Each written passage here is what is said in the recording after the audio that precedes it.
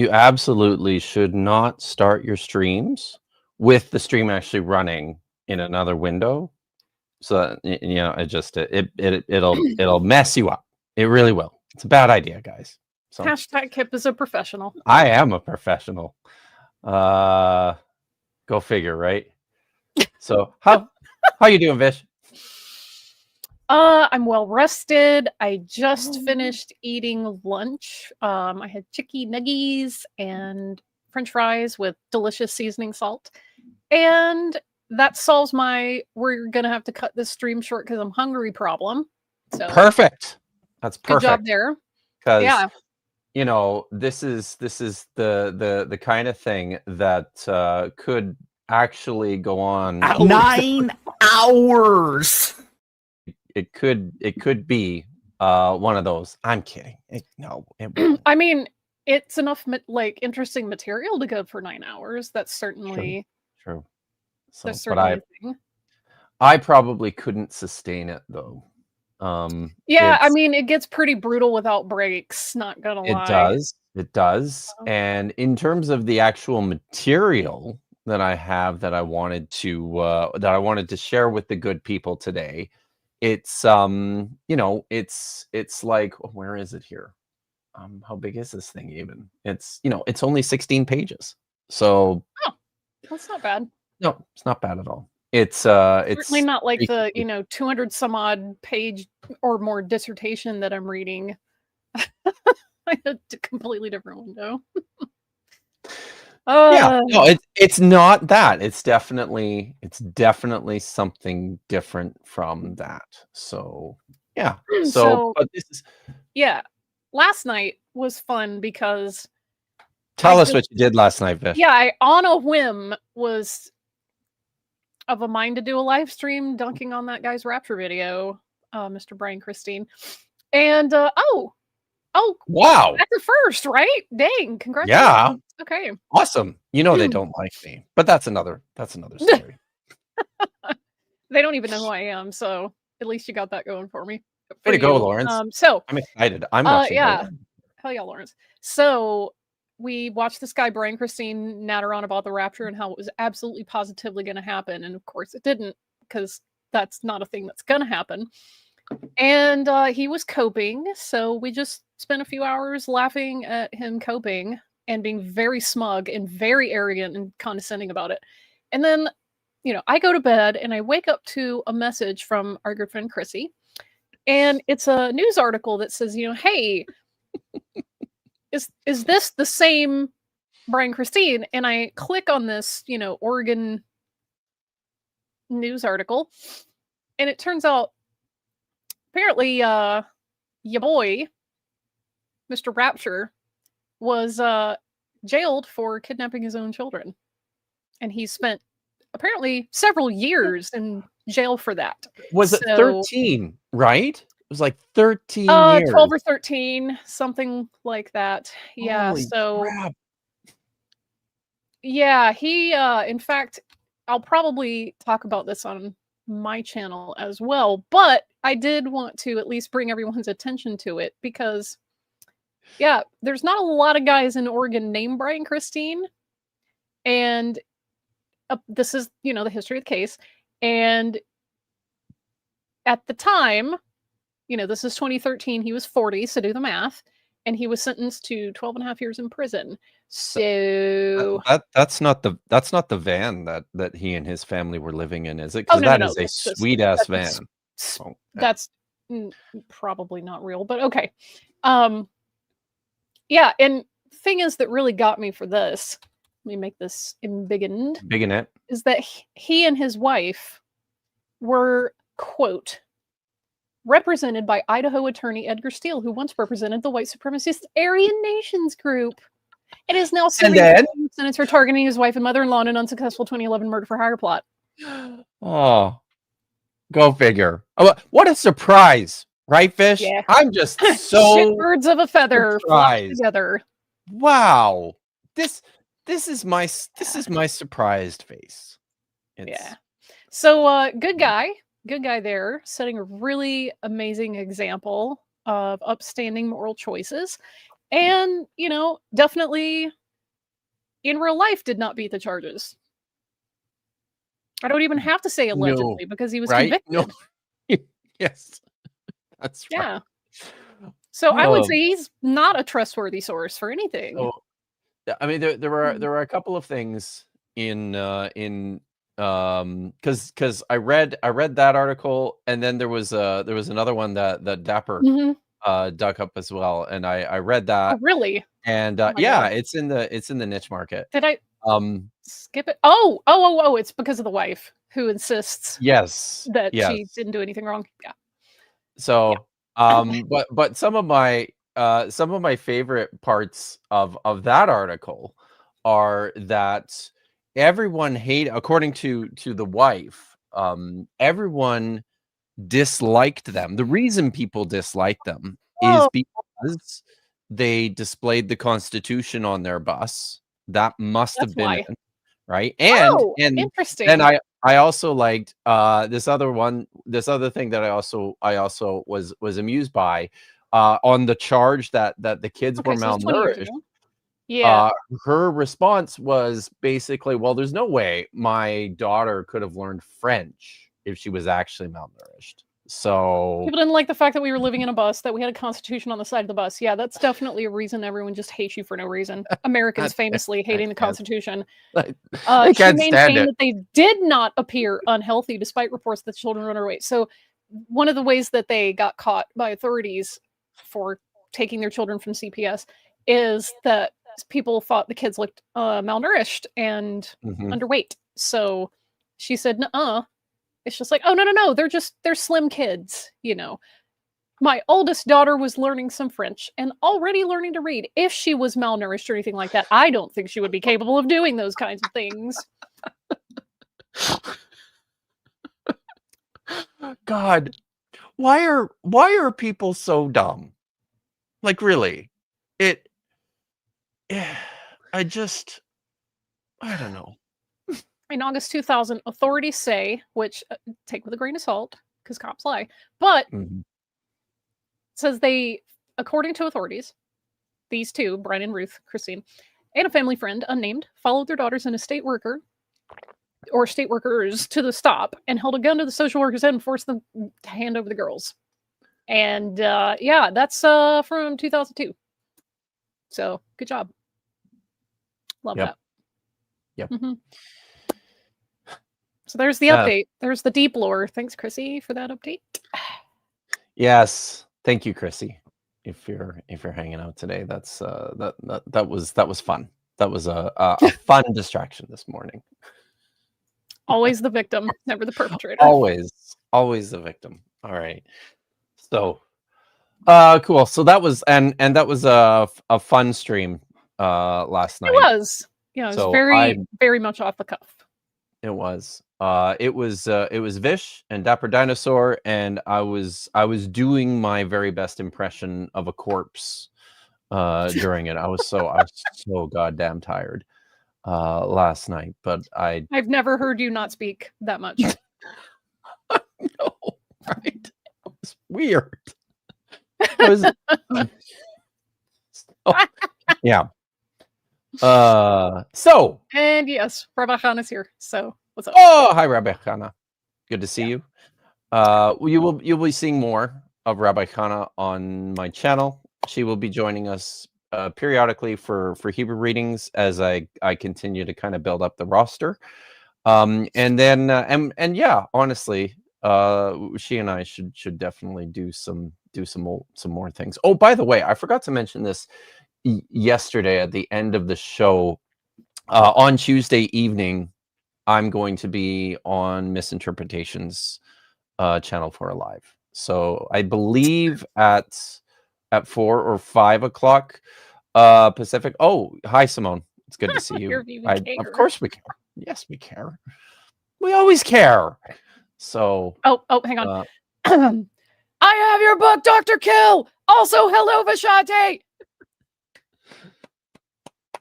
thank you, Jaramide. It's very good. So yeah, so I'm gonna be on Misinterpretations on Tuesday. Very That's something that I've got going on next week. I'm excited about it. She texted me because she wants to talk about chapter 5 and 6 in the book, which are my chapters on the Divine Council and my chapter on Yahweh.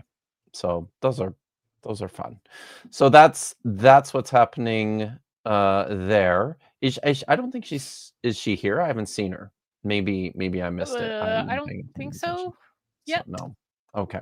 So yeah. So guys, make sure you subscribe to Misinterpretations and yeah, head over there for Tuesday night for our live stream. It's going to be fun.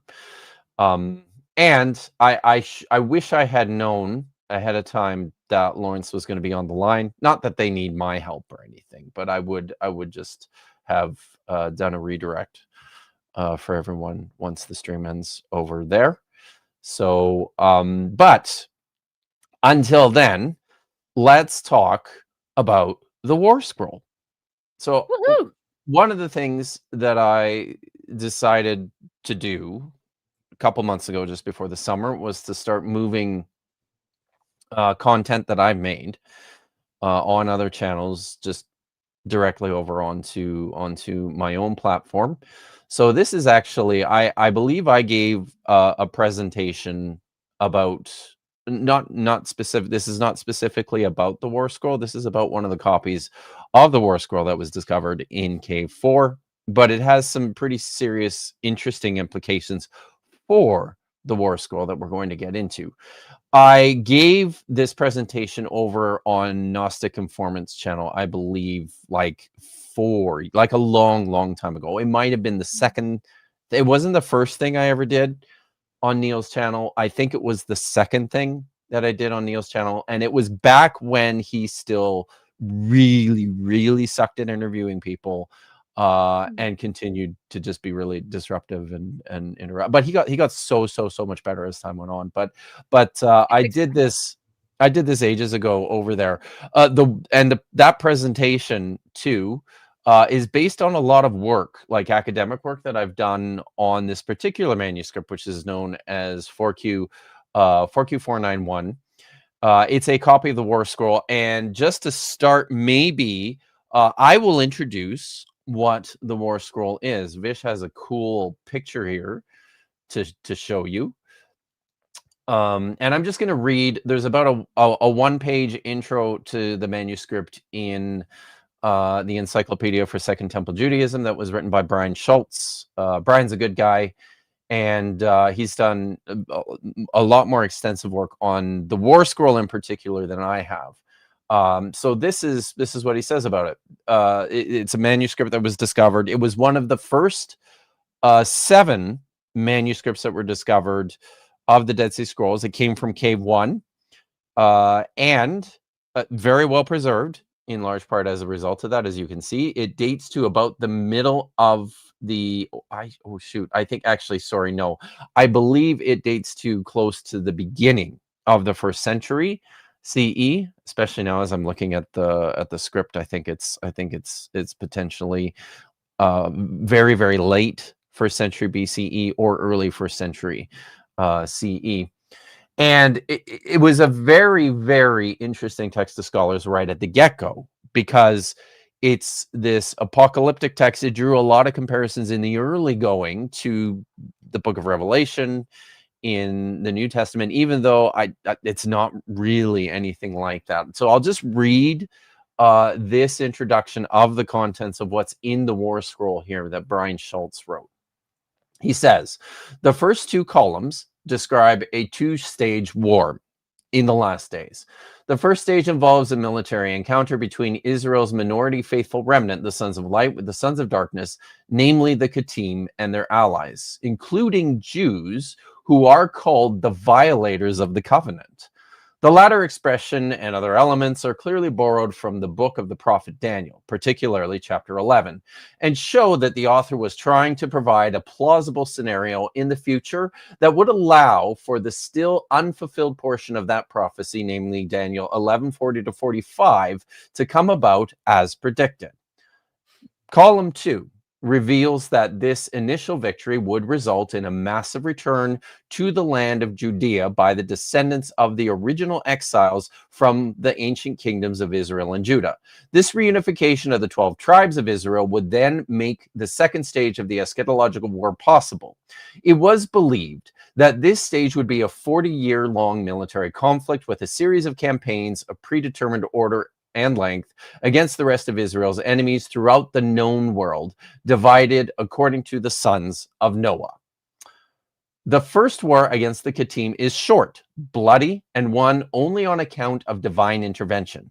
By contrast, the second stage, called the War of the Divisions, is described in idealistic terms as if the mere effort of going through the motions of war could be sufficient to guarantee victory.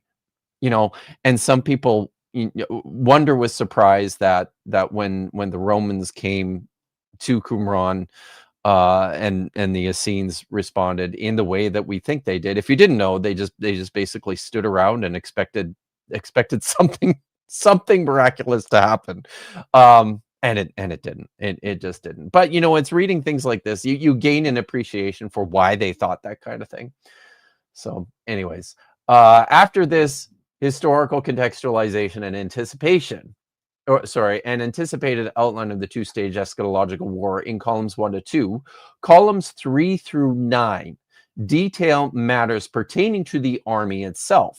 Names and inscriptions on various trumpets, a list of banners and their inscriptions, descriptions of battle units, including their size, battle position, and specific weaponry, qualifications and purity rules for the army, and instructions for the priests and guidelines for soldiers as various battle tactics are deployed at different stages of fighting. And that's in columns 7 through 9. Despite this section's inordinate focus on inscriptions and decorations with little to no obvious tactical purpose, it generally makes good military sense and demonstrates familiarity with contemporary war tactics. Columns 10 through 14 consist of a collection of prayers to be recited at different stages of a battle. Generally, these praise God and affirm his purpose to act on behalf of his people, and they often quote or allude to passages from the Hebrew Bible. It is noteworthy that the text in this section does not mention the Kittim. The Kittim, by the way, is code speak in the Dead Sea Scrolls for the Romans. Mm-hmm. Instead, Israel's enemies are identified as Belial. Belial is code speak in the Dead Sea Scrolls for Satan. So identified as Belial and those who belong to his lot. Overall, the tone of these prayers exudes confidence that as long as God is with his people and they remain dependent on him, victory is the only possible outcome. The emphasis of columns 10 through 14 stands in sharp contrast to 15 through 19, a section that mixes tactical with liturgical matters. Here, the Kittim are mentioned several times, and the chief priest's role is mainly one of bolstering the troops after they have lost confidence. Such speeches of encouragement given in full in this section are absent from the columns 3 through 14. In addition, the priests are given instructions for what to do when they witness their troops suffering considerable losses according to the mysteries of God. Only one of the prayers from columns 10 through 14 is repeated in this section, though not without certain differences, given its use in a different war context. In column 19, we learn that it is indeed the great hand of God that secures victory, apparently at night, so that when the sons of light return to the battlefield in the morning, they discover that the enemy has been slain by the sword of God. What was expected to take place after this has unfortunately been lost. So that's basically what the War Scroll is. It's a very interesting text in that, and I hope you could hear a lot of that as I was reading through the description, is it seems to be a mixture of a bunch of chunks of different things. There are piles of these blessings and prayers, liturgical pieces included within this text. There's a narratological description that reads kind of like an eschatological prophecy about what's going to happen, in the war between the sons of light and the sons of darkness in the last days. And then there's inventories of weapons and banners and trumpets. There's instructions for how to conduct yourself as a soldier, instructions for how to conduct yourself as a priest in battle.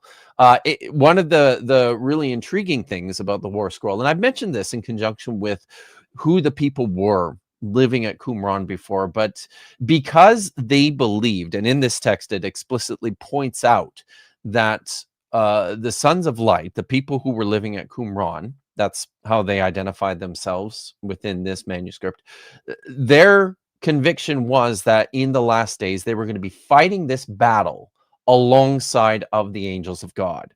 And because of this, the purity concerns in the war camp were extreme. Like, we read about purity concerns in the war camp in the book of Deuteronomy in the Hebrew Bible. These are amped up to 11. Like, it's nuts. And the reason for that, like, instead of just going outside the camp in order to defecate, you gotta go to the next town, because you have to keep the camp in its proximity that pure, because you're surrounded by divine beings. You're just constantly in the very presence of the angels who are fighting alongside of you. It's all very interesting. By the way, welcome Misinterpretations. I was Yeah, okay. just Did you flag something? There we go. Yeah. There we go.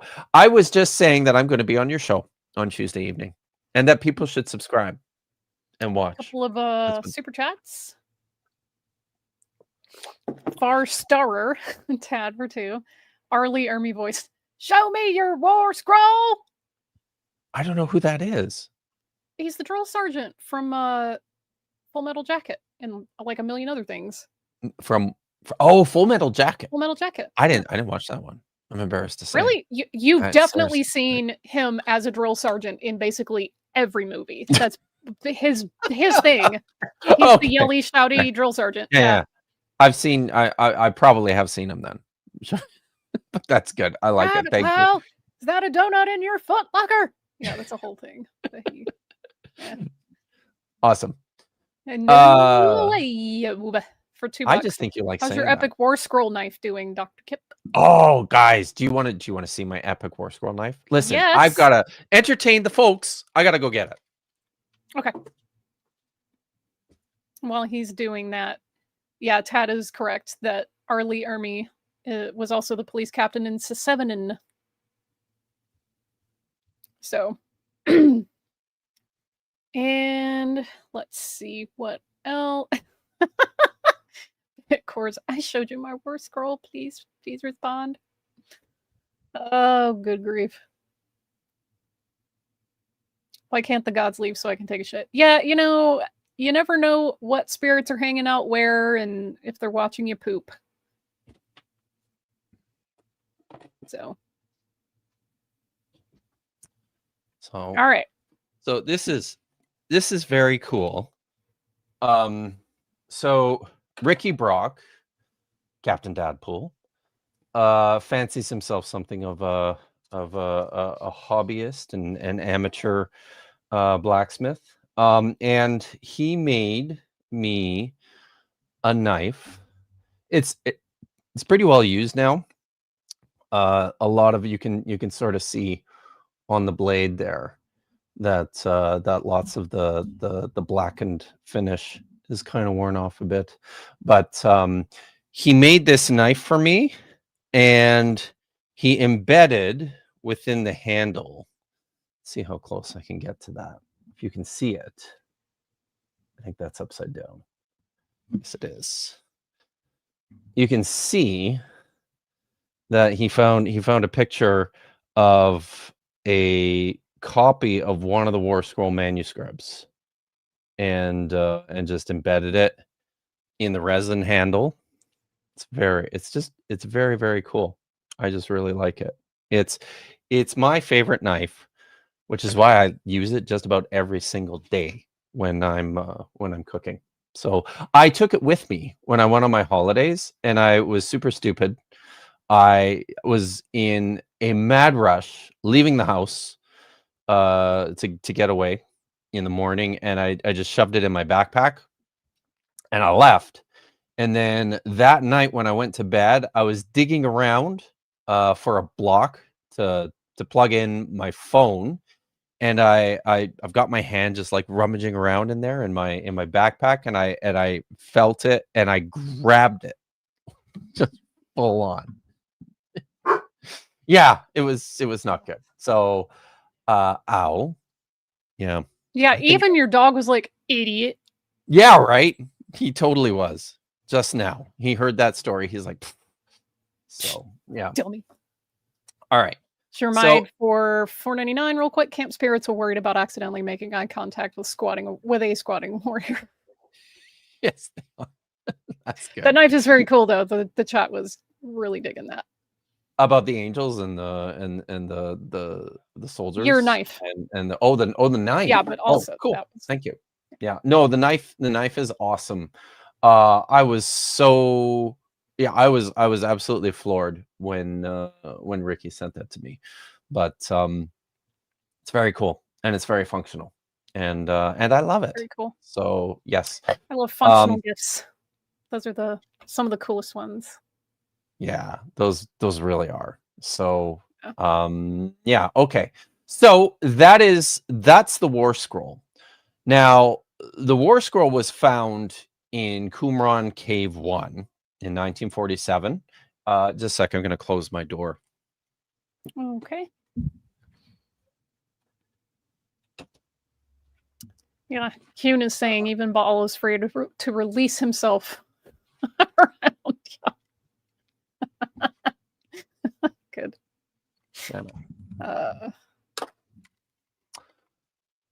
So, yeah, some of the kids are coming home, so it's getting noisy out there. All right, so the War Scroll was found in Cave 1. When they found Cave 4, which was like the mother lode, that is where the vast majority of the Dead Sea Scrolls were discovered. Tens of thousands of fragments, literally, that we've reconstructed into about 550 to 580 individual scrolls, individual manuscripts. This is when people talk about there being a library at Qumran, and I'm not people, but like scholars, like experts in the field. When they talk about a library at Qumran, this is usually what they're referring to. Is the contents of Cave 4 look to be like a deliberate repository of manuscripts, the place where they kept them, and they'd go and they'd grab what they needed and read it or use it and return it. And so it was where they kept them.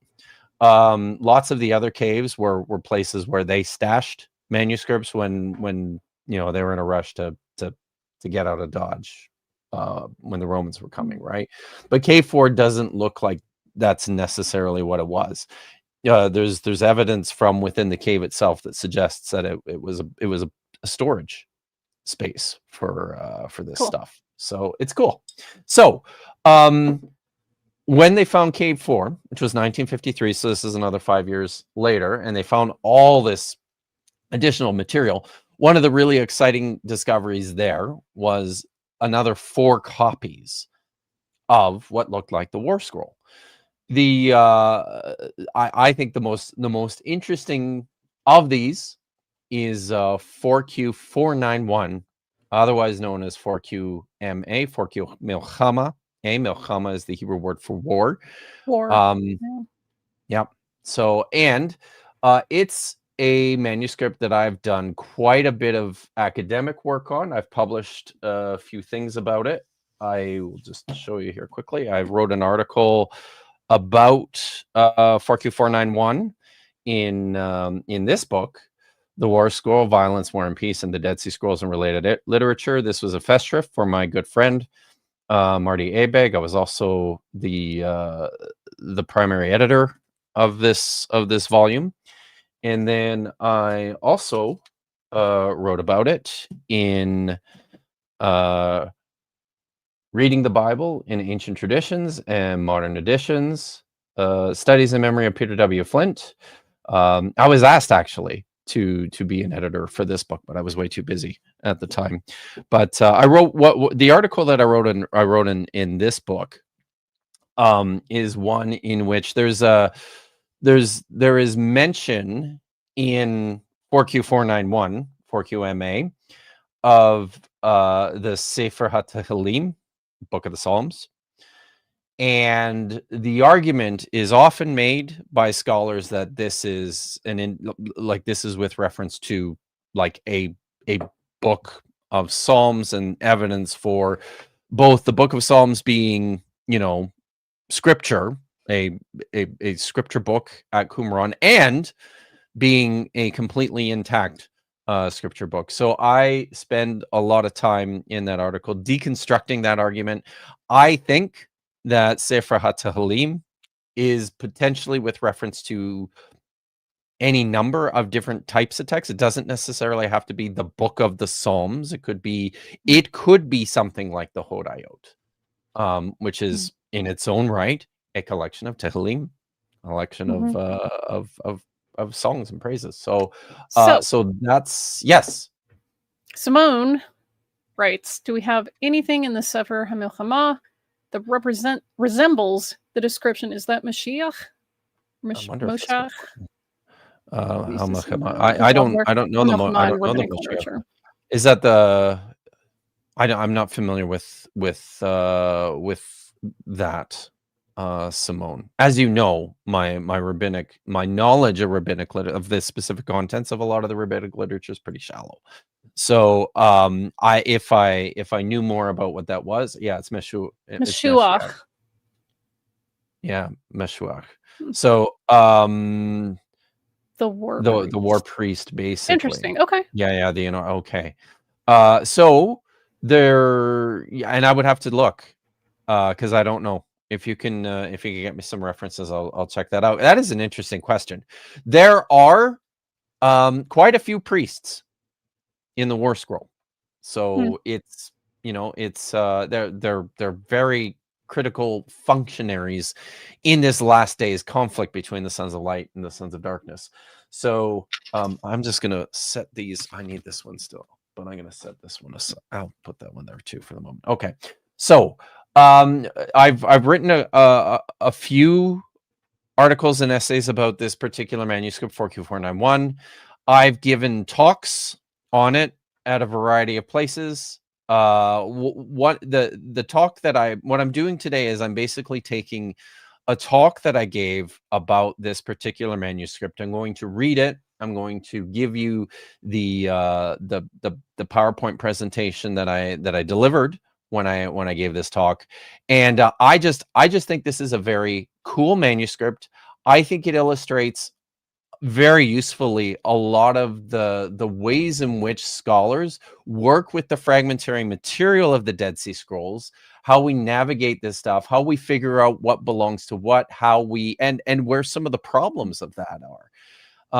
And then I in terms of this particular manuscript and a lot of the things that I learned and the work that I did on it, I think it has major implications for how we're going to understand the War Scroll, the one that was discovered in Cave 1.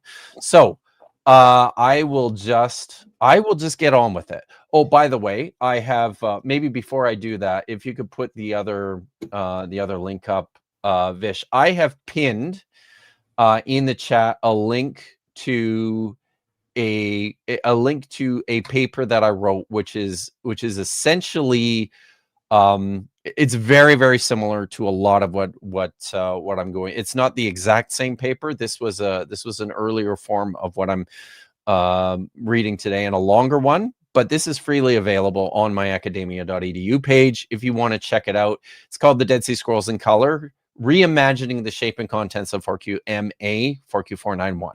So the paper, though, that I'm going to be reading today is and I'm gonna let's pull this up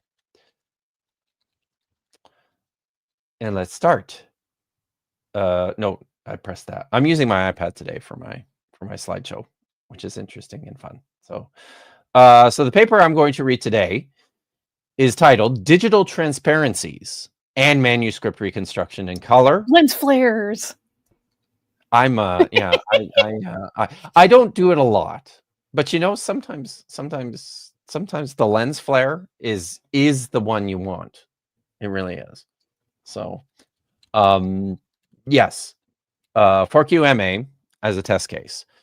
And you can see the date there. I gave this presentation 8 years ago at the George August University in Göttingen. I was there for a workshop all about manuscript and scroll reconstruction. And this is it. I hope you enjoy this. If you have questions, please feel free to Raise throw your those in the hand. chat. Raise your hand, yes. Just kidding. And we'll get to them. We'll take some breaks periodically and talk about some of this stuff. All right. So let's begin. I'm gonna grab a snack while you start. Okay. The problems of reconstruction and the need for material analysis and adequate physical descriptions. Since the discovery of the Dead Sea Scrolls, material reconstruction has proceeded through observations of joining individual fragments according to identifications of scribal hands and texts. Further study has progressed through the analysis of damage patterns and mathematical calculations based on the assumption of basic practices for construction, usage, and storage of scrolls in Jewish antiquity. Unfortunately, absent from the very important enterprise of manuscript reconstruction has been a robust focus on, oh, I didn't mean to do that. Shoot, I did a funny thing on my window. Sorry, guys. I stuck right in mid-sentence, too. Okay. So, all right. Unfortunately, absent from the very important enterprise of manuscript reconstruction has been a robust focus on manuscript physicality. As Ira Rabin and Oliver Hahn wrote in 2013, our methods for scroll reconstruction are still not as precise as they should be in the want for better and more systematic analyses of physical properties. The majority of fragments were connected with each other in accordance with the text and textual aspects, such as paleography and layout. This is what they say. Resulting reconstruction of the text might be erroneous. Adding material aspects to the comparison of the fragments in question can effectively remove the remaining uncertainty. Furthermore, collecting data such as characteristic contaminants present in the parchment and in skin and databank could be extremely useful in supporting scholars in their efforts to group fragments together. So the point here, and Ira Rabin, I have worked with her in the stuff that I did with the Göttingen collection in Oslo. I worked quite closely with her, and then over the course of the next several years when looking at forgeries as well.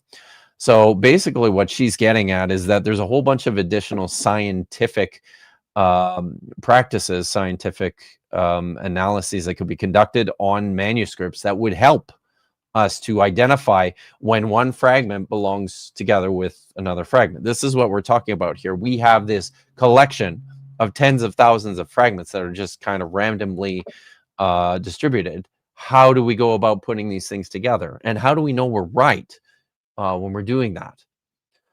So non-destructive tools for the investigation of physical properties of the Dead Sea Scroll fragments, such as microscopy, have already been used successfully in the study of 4Q composition concerning divine providence, that's 4Q 413, to establish differences in skins, which disqualify the fragments from having belonged to the same sheet. By combination with paleographical analysis, Torleif Elgvin, my lips play flute for the highest. I was just coming back on cameras. Sorry. I just got a box from somebody, so I'm nice. a little distracted. It's gonna have very cool goodies in it. So very good. Thank you. Yeah, mystery sender. Is it a mystery? I mean, I know who it is. Okay. I just don't know what else they included besides the things that I was already expecting. Cool. Should I keep reading, or see. are we doing an Yeah, go unboxing? for it. Are we okay? I'll just keep reading. Oh, Ignore no. me. I'm just gonna be over here screaming silently. We're gonna have to see what's in that box fish. I mean, unless it's porn. Not even then. It's So not.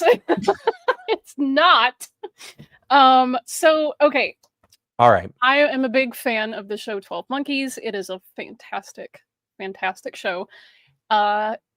It may seem like it's a sci-fi show. I thought, yeah, it's a freaking great sci-fi show based on the Terry Gilliam movie and the short La Jetée, which it kind of is. However, I made you it's big. a love story. I know, but I ordered the DVDs. But we of can't the see sh- because the now we show. can. Yes. Well, it's my green screen doing a thing, and I Okay. got a little coaster from the little hotel that's in the show. It's a great show. Wow. I highly recommend it. Highly recommend it. It's only 4 seasons. It is so good. It wraps everything up like one of the best time travel shows, if not the best ever. And then I got some other gifts from the person that sent me those. Oh, they included a signed little 8x10 and then a fan art collection compilation, which is pretty awesome. So, yeah. Terrific. Very pleased with that. And yeah, that's very cool. Thank you. Thank you, vicious friend. Yes. Well, awesome. the person happens to be the showrunner that sent me this. So, excellent. Thank you, Terry. I will be sending him a thank you note later today. Actually, this is a good point, Chuck. Audiobook Kip needs more thunderous bass and reverb effect. Yes. I'm yes. actually in editing my audio, I am actually working on that to make sure it's because I think it definitely needs more. No way. I step away for like a minute and a half, and we already have people arguing about the freaking Shroud of Why are we talking about the Shroud of medieval Turin? forgery? Y'all, oh my god. Listen, we're talking. His lips play flute for the highest, guys. Back to Tor life. Back to Tor life. Torleif Algvin for the highest. By combination with paleographical analysis, has further demonstrated that these fragments stem from separate scrolls altogether. So until we are in a position to have access to this sort of data for all of the scrolls, we have no choice but to continue forward with half measures, impressionistically derived conjectures and propositions. That having been said, half measures are better than no measure at all. And with the availability of high-quality digital color images from the Israel Antiquities Authority, our work has progressed, if not completed. So in what follows, I will proceed to illustrate how the IAA, that's the Israel Antiquities Authority, how the IAA photographs can aid in our efforts of manuscript identification, reconstruction, and interpretation on a digital platform applied to one of the K4 copies of the War Scroll 4Q491 or 4QMA. I will set special attention on the color photographs and the usage of color for increasing our knowledge about this scroll. First, I will briefly introduce 4Q491 and its somewhat controversial history of scholarship. While the first editor identified and published the fragments all together as part of a single manuscript, others have since delivered persuasive arguments for the existence of 2 and even 3 separate scrolls among the fragments. And this is a matter that I will challenge directly through an investigation of the new digital images. At the time they were new, they're not so new anymore. But this was, reminder, this was 8 years ago. So, and I will point out, so everyone is picking up what I'm putting down here. So with this particular manuscript, there is conjecture as to whether or not all the fragments belong to the same scroll written by the same scribe, or whether it's actually 2 separate scrolls or even 3. So, and this is this is a lot of ongoing conversation in Dead Sea Scrolls scholarship with a lot of different scrolls, even just figuring out whether you're dealing with 1 or 2 manuscripts or 3 or 6 or, you know, what. So, yes, that's a big part of this. Second, By the way, I Chrissy's will. here. Yay! Yay! It's good to see you, Chrissy. Second, I will illustrate my study of the physical features of 4Q491 in 2 parts in a close examination of one set of fragments, those assigned to fragment 11, columns 1 and 2. I will initially explore and identify patterns of damage in the overall shape of the fragments, and will illustrate how these are most clearly discerned with the application of color. Then I will use targeted color selection of color images to make digital transparencies of the fragments, which are useful for precisely interpreting various types of surface damage. And then third, and maybe the most exciting part of all this, the results of my physical examination of fragment 11, 1 to 2, will be applied to the whole manuscript in terms of how to understand the scribal activity, how to classify its literary content, and finally, how a new arrangement of the fragments affects the structure of the composition and its meaning. All right, so we begin with the case of 4QMA, 4Q491. In the colorful history of 4QMA, this manuscript has enjoyed a good deal of attention from a range of different scholars, and over the course of more than 60 years now,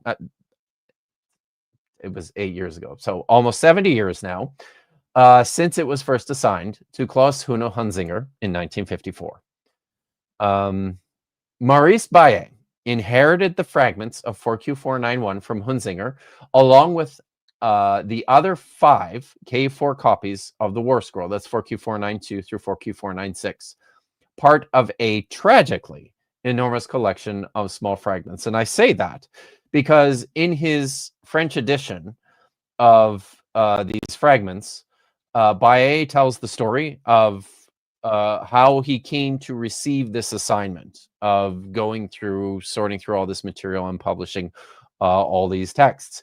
It turns out that Roland Deveau, who was the editor-in-chief of the Discoveries in the Judean Desert in the 50s and 60s, happened to notice Baillet particularly fascinated with one of the manuscripts from K4 that was comprised of all these just terrible, tiny little, scrappy little bits of fragments, and he figured, oh, he likes doing work with these teeny tiny little nothing fragments. Let's give him an assignment. Let's assign him all these shit fragments for him to work through.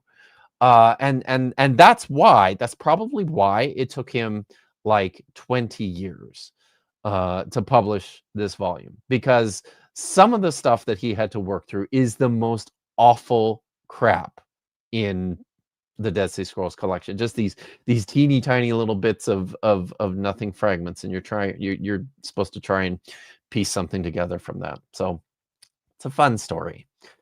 These manuscripts were all published together in DJD 7 in 1982. That's Discoveries in the Judean Desert. 70 fragments were originally signed to 4Q491, and all were pictured individually on 15 plates photographed between May 1953 and April 1959. Hunzinger and Baillet both expended much energy on not merely sorting through and correctly assigning the fragments, but also they managed to join several of them to form 3 large groups. These groups consisted of 12 composite fragments, and with the material joins formed between them produced a new total for the manuscript of 37 fragments. So you understand what's happening there is they're taking tiny little individual fragments and seeing places where they fit together, where you can actually piece them together physically without any breaks between them. And these smaller pieces now become a new composite fragment. So they've reduced the number from 70 to 37. The 3 groups, and they managed to isolate the fragments into these 3 larger groups. The 3 groups now comprised are the newly numbered fragments 1 to 3. That's group 1. Formed from joins between 11 small fragment pieces. Fragments 8 to 10, columns 1 to 2, 7 pieces. Fragments 11, columns 1 to 2, and fragment 12, 18 pieces. Baillet's numbers assigned to all the fragments reflected their sequence in his reconstruction of the manuscript, basically meaning where he placed the fragments from beginning to end, he just numbered them 1 through 37.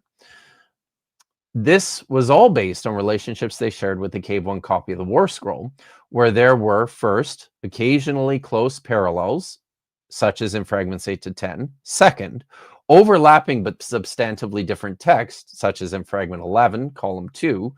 And 3, instances of only limited relation in fragments 1 to 3. And then finally, in one place, an anomalous text altogether that appeared to have no counterpart at all in any of the other witnesses to the War Scroll. And that was fragment 11, column 1, and fragment 12. These last two fragments Baillet titled The Song of Michael and The Song of the Just. These titles appear to have been based on the two-time mention of the Archangel Michael in the War Scroll in 1QM, column 17, lines 6 to 7, despite no appearance of the name in any of the preserved 4Q491 material. But because the subsequent column of text, fragment 11, column 2, preserves overlaps with 1QM, that's the War Scroll, column 16 to 17, Baillet must have imagined this thematic connection between them. So what's happening here is he's using, and this is common with what scholars do. Take a text that you know. If you're working with a biblical manuscript, this makes things a little bit easier because you can isolate and identify exactly where in a biblical book a fragment belongs, and you can just use that to map out your reconstruction, assuming that your manuscript follows the exact same order and arrangement of the biblical book, of the pre-existing book. Baillet did the same thing when it came to this particular manuscript of the War Scroll. He just figured it's following the order of sequence of what's in the War Scroll, the Cave 1 copy. So I'll just, set the fragments in that same order for this particular manuscript. And that's how things went for a short period of time until my friend Marty Abegg got a hold of it. Martin Abegg was among the first to take significant notice of the odd conflation of material within 4Q491 and dedicated a sizable portion of his PhD dissertation at Hebrew Union College in Cincinnati, Ohio, to unraveling the mystery of this manuscript. He found Baillet's arrangement especially troubling, since Baillet seems to have ignored clear paleographical differences, which resulted in what Abegg believes to be an erroneous attachment of fragment 11, column 1, to fragment 11, column 2. These issues prompted Abegg to posit 3 separate compositions in 3 different manuscripts from among those Baillet had published under the rubric 4Q491. Question. Not yet. Okay, because it would have been helpful, but I understand that this is an older slideshow that you didn't necessarily have the time or resources to convert. So it's true. So okay. So yes, there will be text soon. Sorry. Based on Abegg's work, the fragment groups are now often distinguished between manuscripts 4Q491A, 491B, and 491C. The first and the third contain the portions of the original fragment 11, which will feature prominently in what follows. Manuscript A consists of fragments 11-2 in part, and manuscript B and C together consist of fragments 11, column 1, and 12. So Abegg's division was based on his observations of differing scripts, letter height, and line separation between them. And he also noted that the larger pieces of fragments 11.1 and 12 and fragment 11.2 never appeared together on any of the plates. Abegg also pointed to differences in orthography, that's spelling conventions, and the usage of key terminology to distinguish between all 3. His inventory of 3 texts has been almost universally adopted within the wider scholarly community. In the end, he describes the existence of 3 separate compositions in separate manuscripts as follows. He says this: Manuscript A of 4Q491, including fragment 11, column 2, contains material that is paralleled in 1Q. In 1QM is the war scroll. So in 1QM, as well as expanded description of the final skirmishes in the war against the Kittians recounted in 1QM, columns 15 to 18. In contrast, Manuscript B of 4Q491 shares no common text with 1QM, but instead echoes material that is scattered throughout 1QM.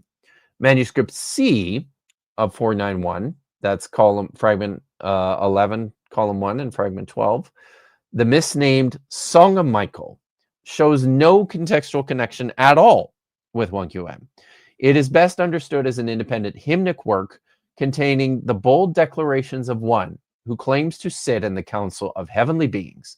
The composition has a clear generic relationship to the Thanksgiving hymns. And it's very interesting that this particular composition, what's often now called, what used to be called the Song of Michael, what is often now called the self-glorification hymn, also appears in 2 copies of a different composition altogether called the Choraiot, this collection of songs and hymns that was written by the members of the Qumran group that collected the Dead Sea Scrolls. So that's background of this manuscript so far. And basically where we're at is this. Maurice Baillet had these fragments that he had to piece together and publish.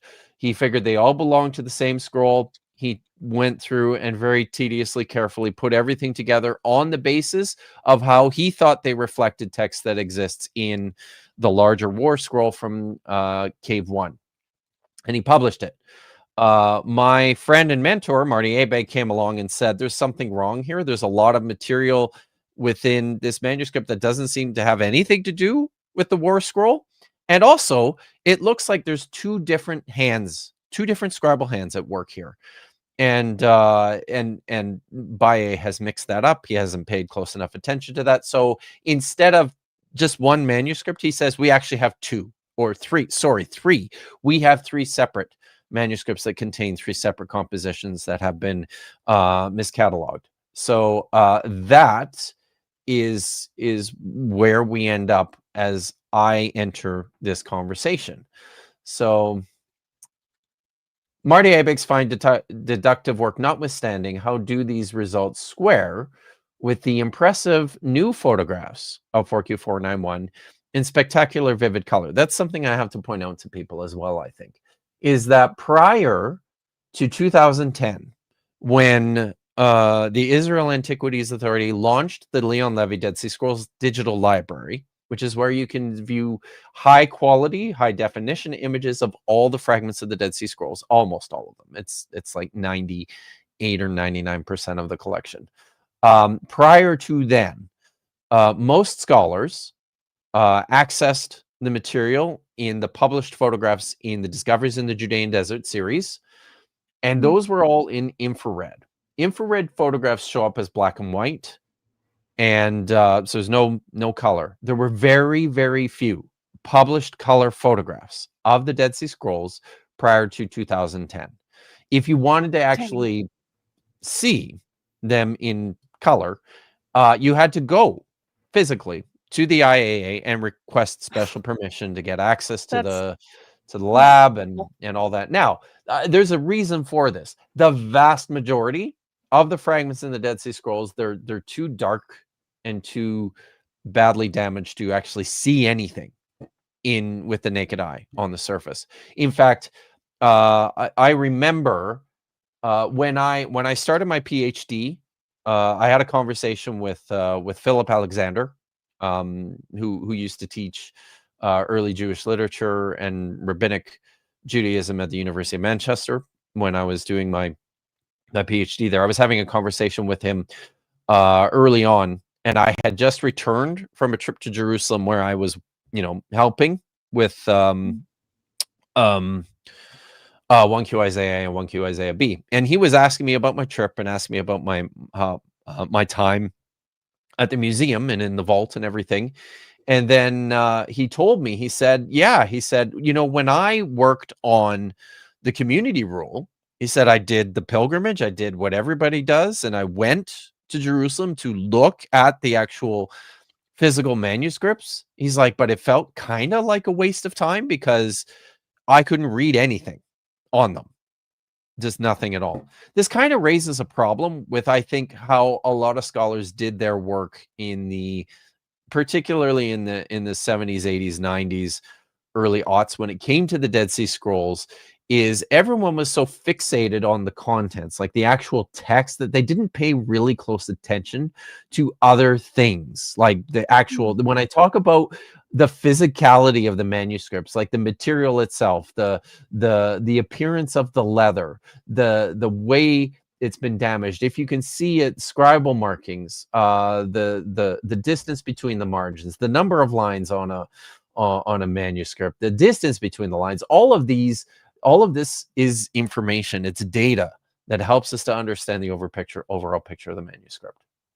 Yeah, I was going to say something I wanted to ask about is, like, here I see little dots above and below these letters. Is this indicating a mistake? Like, what's going on there? Yes.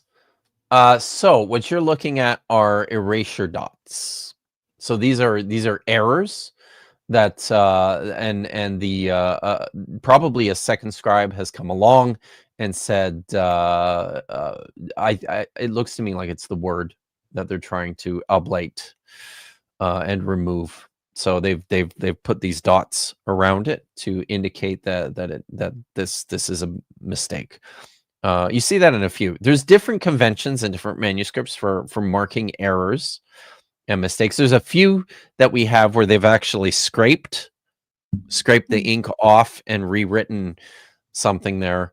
Lots of times, most of the times, what you see is like dots like that, and then if it's a correction to a word, if something needs to be changed, they'll just write a correction in the margin above it.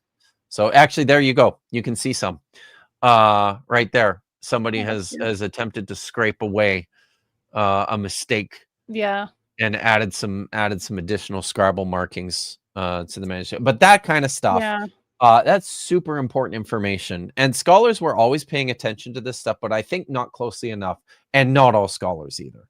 So yeah, it's also like when you do corrections on stuff like this, for people that don't know, because it's animal skin, right? You have to wait for the ink to dry, and that can take a long time because if you don't, it'll smear, and then you have to take a really fine blade and try to scrape the ink off, which ends up like abrading the leather just slightly, so it shaves off just a little bit of that. But obviously it doesn't always go to plan. And so you see smearing and like scrape marks and all that going on. And there are some manuscripts I've seen, not these in particular, more like medieval period ones, where I don't know if they just figured it was easier or if they were like, you know what, F this, and they just cut out like a square of the thing and then stitched or glued in a replacement. Yeah, and it's just like, it's fascinating. I'm not kidding, and that's not even just ancient history. Yeah. When at the University of Manchester, when I did my PhD, when I defended my dissertation, you get one of three grades. You either get a pass with no revisions, a pass with minor, or one of four grades: pass with minor revisions, pass with major revisions, or a fail. Minor revisions are typos, right? It's just like tiny little mistakes and things like that. And what the University of Manchester wants is they want the original document, and they want the corrections. If it's minor corrections, you just make them within the original document, and that's what you submit for your PhD. So there was most of the corrections, the vast majority of corrections that I had to make in mine. There weren't a lot. Like I did them in less than half a day. Most of them had to do with how deplorably I typed out my Greek text with the accents. My accents were all over the place, so they said you have to fix this.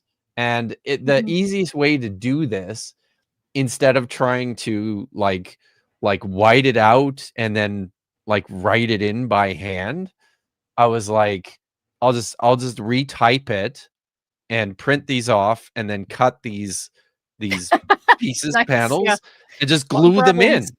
Yep. required So modern solutions. it works. So that's if you Uh, go to the University of Manchester to Yeah. get and if you check out my dissertation there, you'll see this where Okay.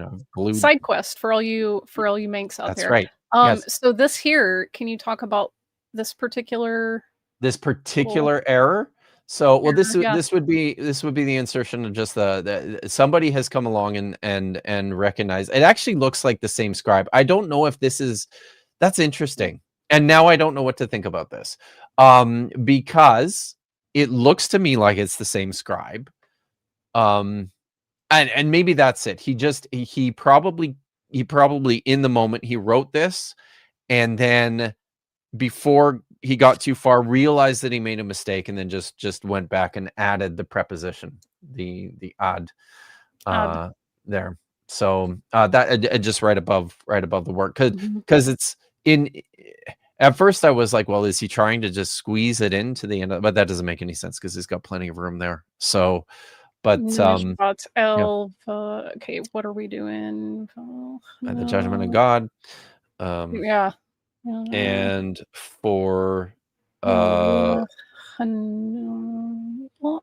something about touching. Come on. Do you know what column this is? This is 6. Okay. Oh, see, yeah. So this is part of the endless listing of rules. Okay. All right. Yes. So like I can pick out some of this, like Lal Yisrael. Yes. Yeah. Not white out. It was like white out tape. Then I could, I would just white out tape is erase excellent. a word. Yeah. Write it in by hand.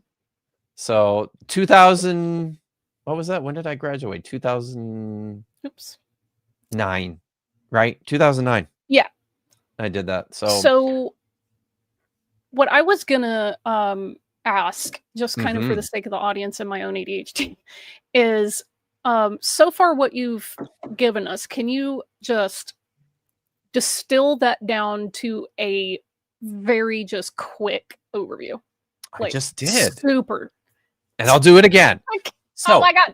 Okay.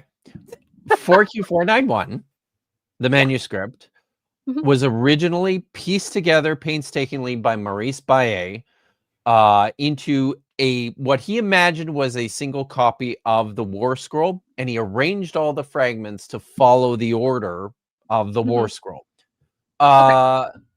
Snot-nosed brat Marty Abegg comes along and says, actually, is what he did. Actually, Yes. So he comes along and he says, there's a lot of problems with this. There's parts of this manuscript that just don't have anything even to do with the War Scroll, the way that Maurice Baillet has arranged things. And he detected, and we'll look at this, that there are actually 2 different scribal hands. He said 3, but there's actually 2 different scribal hands in the fragments. And so he said, this is actually 3 separate manuscripts, 3 separate scrolls that have been put together by mistake as one scroll. And it actually contains 3 completely separate compositions. So totally separate works. One of them looks like it's a copy of the War Scroll. Another one looks like it's got some stuff that looks very similar to the War Scroll, and then you've got this other thing, the so-called self-glorification hymn, which he said that's its own thing. It has nothing to do with the War Scroll or anything to do with war traditions. So, and that's where I come along. Now I'm going to be the snot-nosed brat, and I actually did this. My first work on this I did for Marty's Festschrift. Because that's really, honestly, the way to best honor your teacher is to come and just shit on his PhD dissertation. That's the way to do it. So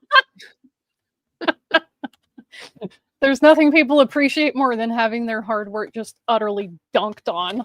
by their students. By their peers. Yeah, and their students especially. Yes, Yeah. that's the best, right? So Yeah.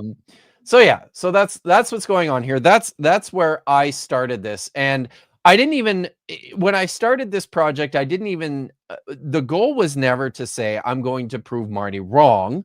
I had a whole different thing on what I wanted to do with this copy of the War Scroll. I was writing an article for this Festschrift, right? And so I started looking at it, and I started reading some of his stuff, and then I started looking at Baillet, and my first thought when I looked in particular at the fragments we're going to focus in on, that's fragment 11 and 12. My first thought was, I don't know. It kind of looks like these could actually belong together. Maybe Marty's wrong about this. So that's where I come on. So And Marty comes in, actually, yes, but he was probably wrong. I think so. Uh-oh. But not completely wrong. Listen, he got some of this Just- stuff right that we're gonna talk about, which makes this Mixed bag. even more interesting, right? He wasn't completely wrong. He got lots of things right, but not everything, right? And it's such a complicated, sticky mess. It's wonderful. Love sticky messes. Okay. Common shapes and color photographs, the placement of fragment groups in 4QMA. And I'm going to go through this section fairly quickly. So Abegg was disadvantaged, but in his attempts to analyze the fragments assigned to this manuscript by his inability to access the fragments in person. I talked a little bit about this, right? As well as the paucity of available photographs of the manuscript group and their overall quality. This was back in the 1980s, before there were, much available images of anything. All you had were the DJD volumes. None of the fragments were published. There was a whole thing happening at this time where the larger scholarly community was complaining a lot about the scholars the small group of scholars who were working on the Dead Sea Scrolls weren't sharing any of their information. They, it was taking forever to get a lot of this stuff published. And it was this was a big thing in the 1990s. And actually Marty was intimately involved in breaking up what some scholars have callously referred to as the Scrolls cartel of the 70s and 80s. And you know what? Maybe I know he's loath to do any kind of media, but he might do it for me. Maybe I will try and get him on sometime to tell that story, because it's a great story about working with the Dead Sea Scrolls in the 1980s. So anyways, but he wasn't able to access the fragments in person, and he didn't have good photographs of the manuscript group as well. So Baillet had worked for years in direct contact with the actual fragments in all their colorful and tactile glory, while Abegg necessarily had to content himself with using the infrared photographs supplied by the IAA. Baillet's advantage in particular was pronounced in his freedom not only to assess the shapes and the damage patterns on the fragments that he was able to see in the infrared photographs and negatives, but also to evaluate these against his own on-site physical inspection of them.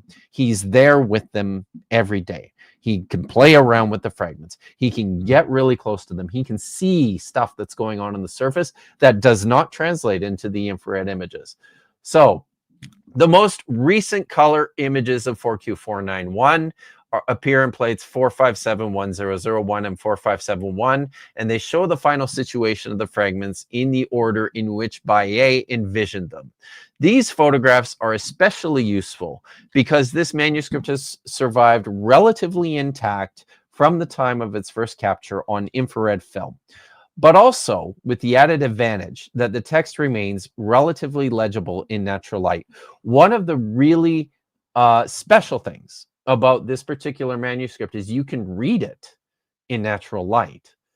Like, look how clear that is. Look how sharp and clear the text is on this picture. It's brilliant. It's beautiful. So in this next section, I'm going to talk about one of the ways in which scholars identify how fragments belong together with an individual within the same manuscript is assessing the actual shapes of fragments and looking for correspondences and patterns in the way that they've deteriorated and been damaged. And the reason for that is, I'm gonna try and illustrate this. So I'm gonna pull this off for the moment and see if I can illustrate how this works. So I'm just gonna grab a piece of paper here. So let's pretend that this is a scroll.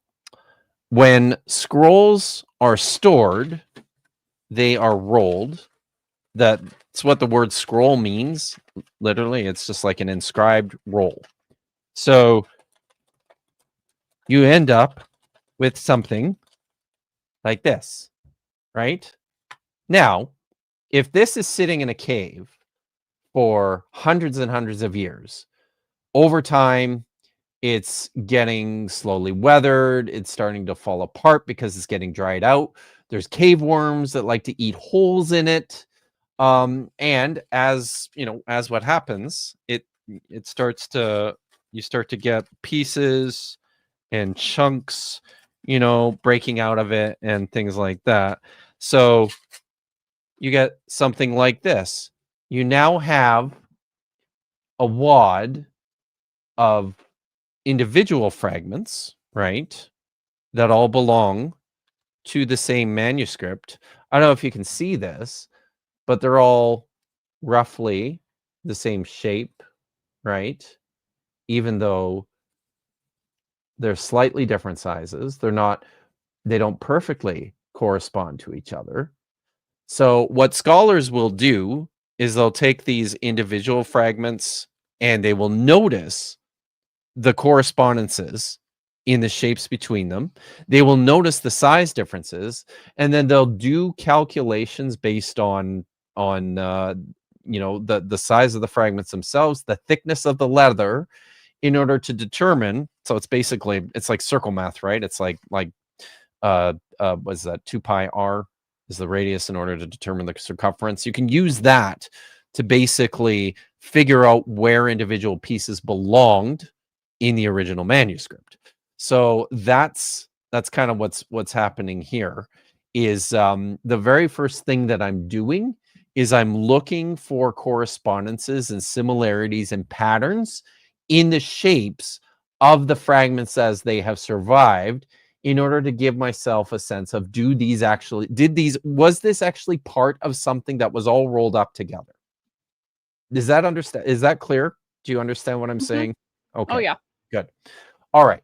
So here's how I went about doing this. And like I said, I'll go pretty quickly through this. I'm not going to read every part of this section of the paper because it's like pretty tedious. So by incorporating the basic elements of Hartmut Stegemann's theory for manuscript reconstruction from scroll fragments, he's the one who really pioneered the work on looking for corresponding shapes and using certain formulas for determining how far apart they are and where they belong together in an individual manuscript. I use that. And damage patterns and common shapes suggest relationships between the fragment groups, and I think I see these in Baillet's arrangement. I said, sorry, let me just read this part. Damage patterns and common shapes that suggest relationships between the fragment groups in Baillet's arrangement are readily visible in the new infrared photographs and are more useful for testing his arrangement than both the earlier sets of plates in which the fragments appear unconnected and the published plate in DJD7 in which the edges and wear of the fragments is not clear. So, I will address the primary question here of how visible is the join that Baillet proposed. So this is really the big thing. You can see it here on fragment 11. This is fragment 11 before you, and fragment 12 is the disconnected piece sort of at the top in the middle. I think my cursor, you can still see my cursor here, can't you? Yes. Mm-hmm. So this is fragment 12 over this little piece up here. All the rest of this is fragment 11. Now, according to Marty Abegg, this large piece here on the right that basically comprises a full single column does not belong with this piece here on the left, which also belongs to a separate column. And he thinks that this join proposed here between this sort of darker brown fragment and this other piece here, he thinks that that's a bad join. He doesn't think he thinks that they don't belong together. It shouldn't be made. So the question here that I'm seeking to answer is, you know, number one, can we use the individual shapes and patterns of damage that we see in these fragments to suggest that yes, they do belong together, or no, they don't? And then I will talk a little bit about this particular join here to see whether or not this is all part of the same manuscript. So that's kind of where we're going here. All right. So according to Stegemann's theory, all right, yeah, sorry, I'll go back here. I will address the primary question of how viable is the join that Baillet proposed between fragments 11 column 1 and fragment 11 column 2. You can see there, right in the center of fragment 11, there's like a break. So this is a margin that separates the two columns of text. So that's fragment 11 column 1 on the right, fragment 11 column 2 on the left. It is important to note here that while Abegg dismissed Baillet's join made between these fragments in part because none of them were pictured together in the PAM photographs, he does accept many of the material and distant joins that were published in DJD7 for others that were likewise never depicted together. That was one of his big things, was the fragments were never pictured together on any of the older plates. For our purposes, there is a consensus agreement about the placement of all the smaller fragments that comprise fragment 11.1 and those that form fragment 11.2, despite the fact that they are seen as separate in the older pictures. So according to Stegemann's theory, if Baillet's arrangement is accurate, then there should be an observable agreement between what he called complementary borders of fragments that correspond to their location within a rolled manuscript and its process for deterioration. An initial inspection of the fragments belonging to what I interpret as two layers, that would be layer 1, generally restricted to fragment 11 column 1, and layer 2, consisting mostly of fragment 11 column 2. These suggest a common relationship between at least a few of the individual fragment pieces. So now what I'm going to do is I'm going to systematically go through some of these pieces and show you how they correspond closely to one another physically. So I added, for the sake of this project and for this particular paper and a couple of the other ones, I added individual identification, Greek letters to distinguish individual fragments. I'm not gonna worry about those. That's just gonna get in the way. But what I want to focus on is just the way in which these pieces appear to correspond to each other. So I'm just gonna move on to what's next. So most prominently, between the largest pieces, that's these two here. You see one on layer 1 and one on layer 2. And in theory, my theory is that we're looking at two layers, right? So you're looking at something that was rolled up together, okay, into two layers, and now is like this, right? So that's the kind of thing that I'm looking for in order to determine whether or not all of this stuff actually belong together in the same manuscript. So I've designated, I've got Greek letters designating the individual pieces, but I want to point out that there looks to be some patterns of correspondence between the shapes of these two fragments, and it gets even better when you start to factor in some of the measurements. So, for example, okay. This is pronounced on the bottom halves of both of these two fragments. The vertical distance that I've marked out with the red arrows on the column 1 side and the bottom of the fragment up to the right angled horizontal break on the left side is 24.8 millimeters. That's for the one in layer 1, and the corresponding measure for the other one is 21.6 millimeters. So that's a difference of 0.4 millimeters. And there's more. Between these two yellow lines here, where I think I see, sort of a longer section of the fragment that looks quite similar. The distance between the edges here that you see is where is that? So it's 22 millimeters on the right and 21.6 millimeters on the left. Again, a difference of 0.4 millimeters. So now, if we start adding pieces to this, I think you can see some of what's going on here. There's some angular correspondence in how these fragments have broken up. It looks very similar. You add these two pieces and you can see something similar there again in terms of the angular correspondence and where the edges of these individual fragments actually shake out. So then when you put all the pieces together right away, there's not quite the same correlation in shape that we observe when we're looking at the individual pieces. However, what is noteworthy for the overlap of the complete group, layer 1 juxtaposed over layer 2, is the accumulation of close correspondence between them around the edges at several points.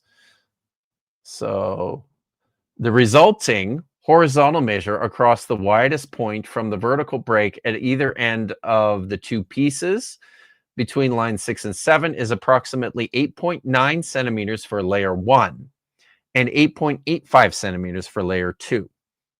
It's very close. The height of the largest piece in layer 1 is about 6.6 centimeters, and for layer 2, it's 7.6 centimeters high on a vertical axis. When the two groups are measured along the horizontal axes, at the bottom, we discover a complementary parallel between vertical breaks appearing on layer 1 and similar breaks for layer 2. At this point, layer 1 measures approximately 7.9 centimeters and layer 2 is 8 centimeters. What is especially convincing for these close correspondences is that for each layer, the situation of the right vertical breaks along the lower axis appears to be 12.3 and 12.8 millimeters to the left of the breaks on the higher axis. So basically, like, this is a minuscule difference of like 0.5 millimeters. The point I'm getting at here is when you actually do the measurements of these individual pieces and you isolate some of these places where it looks like there's corresponding breaks between them, they look very, very close to one another, suggesting that they were probably rolled up together in the same manuscript. Now, beyond the plausibility of reconstruction that this comparison of the fragment groups suggests, the situation for fragment 11 epsilon 2. So that's this piece up here that kind of hangs out from layer 2 is also possibly useful for more precisely locating fragment 12 in layer 1. The total area of the main, I basically used the location of this piece to suggest that fragment 12 probably belongs in that area somewhere in the first column. The total area of the main body belonging to layer 1, which includes fragment 12, is 34.51 square centimeters. And for layer 2, it's 34.13 square centimeters. The preserved surface area for layer 2 represents 98.9% of the total amount of surface area that survives in layer 1. According to this arrangement, the calculated area of overlap for the fragments is 22.54 square centimeters, or around 65% of the total. This figure on its own does not present itself as altogether very impressive. Basically, what I'm saying is all those places. This is, if you couldn't tell, I hope you could tell. This is layer 1 juxtaposed on top of layer 2, and all those places, layer 1 is purple, layer 2 is green, and all those places where you see them overlap, that's what I'm talking about. That's about 65% of the total material. So where was I? So the shortage of the overlapping area, you can see there's a bunch of places where there's gaps. There's other places where, you know, there's some more material on one layer than another. So the shortage of overlapping area between the layers is potentially troublesome, but we may further account for this through close inspection of the color photographs, which very clearly show patterns of damage beyond the edges of the surface of the fragment. So what I do in this next bit is look at not just the shapes themselves, but damage on the actual surface. One of the things you'll notice is that on the fragments, there's lots of cracks, lots of breaks, and lots of abrasions on the leather, which suggests that there's stress points here. So I'm looking at how the surface of each individual piece can actually help to inform us about whether or not these fragments belong together on this as part of the same manuscript. So in years past, the standard practice of manuscript reconstruction has necessarily depended on the now familiar manual reproduction of transparencies using tracing paper and a light source. In the old days, what they used to do was take photographs of the fragments, and then they would put them on like a light table and get tracing paper and then trace the outline of the fragments. And then they would work from those in order to try and it was like the dark age. This was ridiculous, right? Thank goodness for Photoshop and computers where we can all do this kind of work in a digital environment now. It's absolutely revolutionized the field. So, and actually, at the time that I wrote this paper, back in 2017, there were still scholars who were doing this with transparencies. Dang. There were still scholars who were photocopying photographs and then cutting out the individual fragments with a pair of scissors, and you know, using that for making their reconstructions. It's crazy.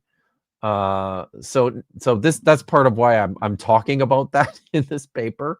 With the aid of more sophisticated computer platforms for performing the same task, digital transparencies can be produced to show an exceptional range of visual information for manuscripts. Transparencies show color range selections, which show color range selections produced from color captures, go beyond the phenomena of common shape and size between the fragments to emphasize repeating patterns of abrasion and wear that are considerably less pronounced in the infrared plates. In principle, abrasions that occur on the manuscript substrate quite often are obviously distinguished from the surface of in a different color. In the case of 4Q491, you can see that, right? There are the top layer of the fragments are pretty dark brown. The lower layer where the cracks appear are kind of a lighter color, sort of a lighter beige color. So what I did is I isolated those colors, and I created my own transparencies of each individual fragment, and then I just removed the fragments themselves and I worked from the transparencies individually. And when I stacked them on top of each other, that's what comes out. And you can see here now all sorts of interesting information, right? That's like, cool. Yeah.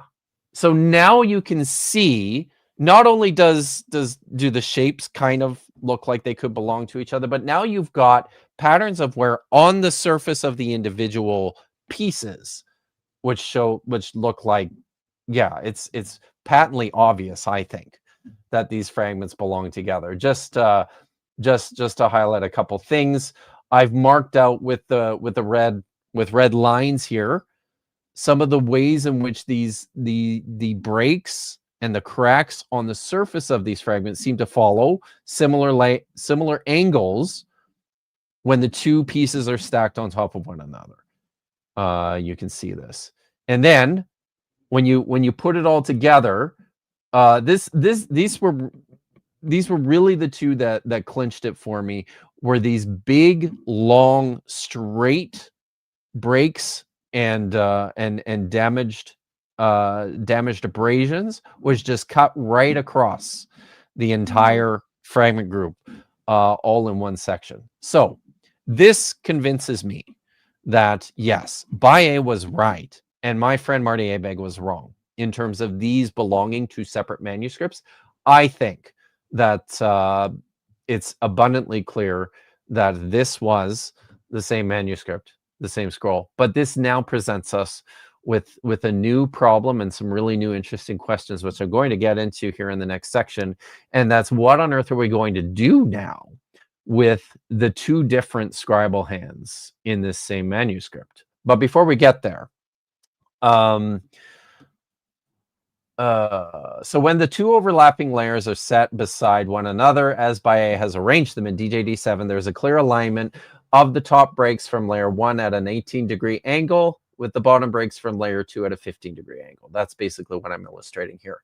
In addition to the clarity that the color captures provide to our assessment of damage patterns on the edges and surfaces, they are also useful for evaluating gradations of color as they occur across substrata. This is most noticeable in the join that Baye once suggested to be sûrement probable, most likely, which now appears to be fairly well established. The surface of fragment 11 alpha 2 is slightly darker in color than both fragments 11 kappa 1, which it joins to, and 11 delta 2 on either side of it. A close-up inspection reveals, though, that the surface of this part of the manuscript has been stained, and traces of the same staining are visible where fragments 11 alpha 2 and 11 delta 2 are joined. So I hope you can see what I'm getting at here. Significantly, the stain is even more pronounced on the one where one is able to quite precisely match the edges and the pattern of the discoloration to the join that occurs with. So this is all, but this is all information that when Abegg did his work, he just never even got a chance to see any of this, right? Because he's working with bad, or I should say not bad, but poorer quality infrared photographs that appear black and white. So he can't see any of this information, which all helps us to understand the relationship between the fragments, to be able to see that this is all part of the same manuscript. So I hope that is convincing. Is that convincing, Vish? Yes, that is actually super cool. Okay. As someone who really loves just locking in and hyperfixating on puzzles for hours and hours and hours and hours and hours, this is extremely cool. Yeah, you would love this shit. You should. Yeah. Yeah. So this is what I think this is what really intensified my interest in the scrolls when I finished at grad school and I started at my PhD program. While I was working through my PhD program, I started to get really intensely interested in how to work with the individual fragments and piece them together, and what do we do with how do we fill the breaks between them. And I was playing around with different computer tools at that time too, as a bunch of younger scholars were doing. So yeah, this was the revolution. So now we're going to talk about the reconstruction of this manuscript and its implications. So not just this fragment. This fragment is really important for a reason I'll get into here. But this has major implications for the reconstruction of the entire thing. So the colorful exercise in reconstruction carries with it important implications for reading and interpreting the whole manuscript comprised of fragments assigned to 4QMA. Unfortunately, I didn't build this presentation on widescreen. Otherwise, I would have had more space to put all these. But what I have illustrated here are the three fragment groupings, the large fragment groupings that most people agreed on. I hope you can recognize there. The fragments 11, column 1 to 2 in the bottom left hand corner we were just working on. That's the fragment group we were just working on. But now we have these other two, right? Fragments 1 to 3 in the top right, and then fragments 8 to 10, columns 1 to 2 in the middle. While I accept Baillet's arrangement of the pieces, forming fragments 11, 1 to 2 as correct, his general assessment of the relationship between these two pieces is not. Abegg separated all the fragments of 4Q491 into 3 groups based on his accurate observation that they contained more than one script. This is more than one Scribal hand. 2 people or 3 people wrote these manuscripts, this manuscript, right? And the division cut directly between the fragments assigned to columns 1 and 2 of fragment 11. So this is part of the problem. Fragment 11, column 1, appears in script A. Fragment 11, column 2, is written in script B. Which is very interesting. So, different hand wrote that first column than the hand that wrote the second column. What's going on here? Abegg envisioned separate manuscripts based on the appearance of different scribes, but in the event that both Scribal hands assigned to fragments 11, 1, and 2 actually belong to the same manuscript, as I've just demonstrated, these fragments all belong together. Now, with that in view, then the entire picture of 4Q491 and its contents becomes substantially more complicated and deliciously intriguing.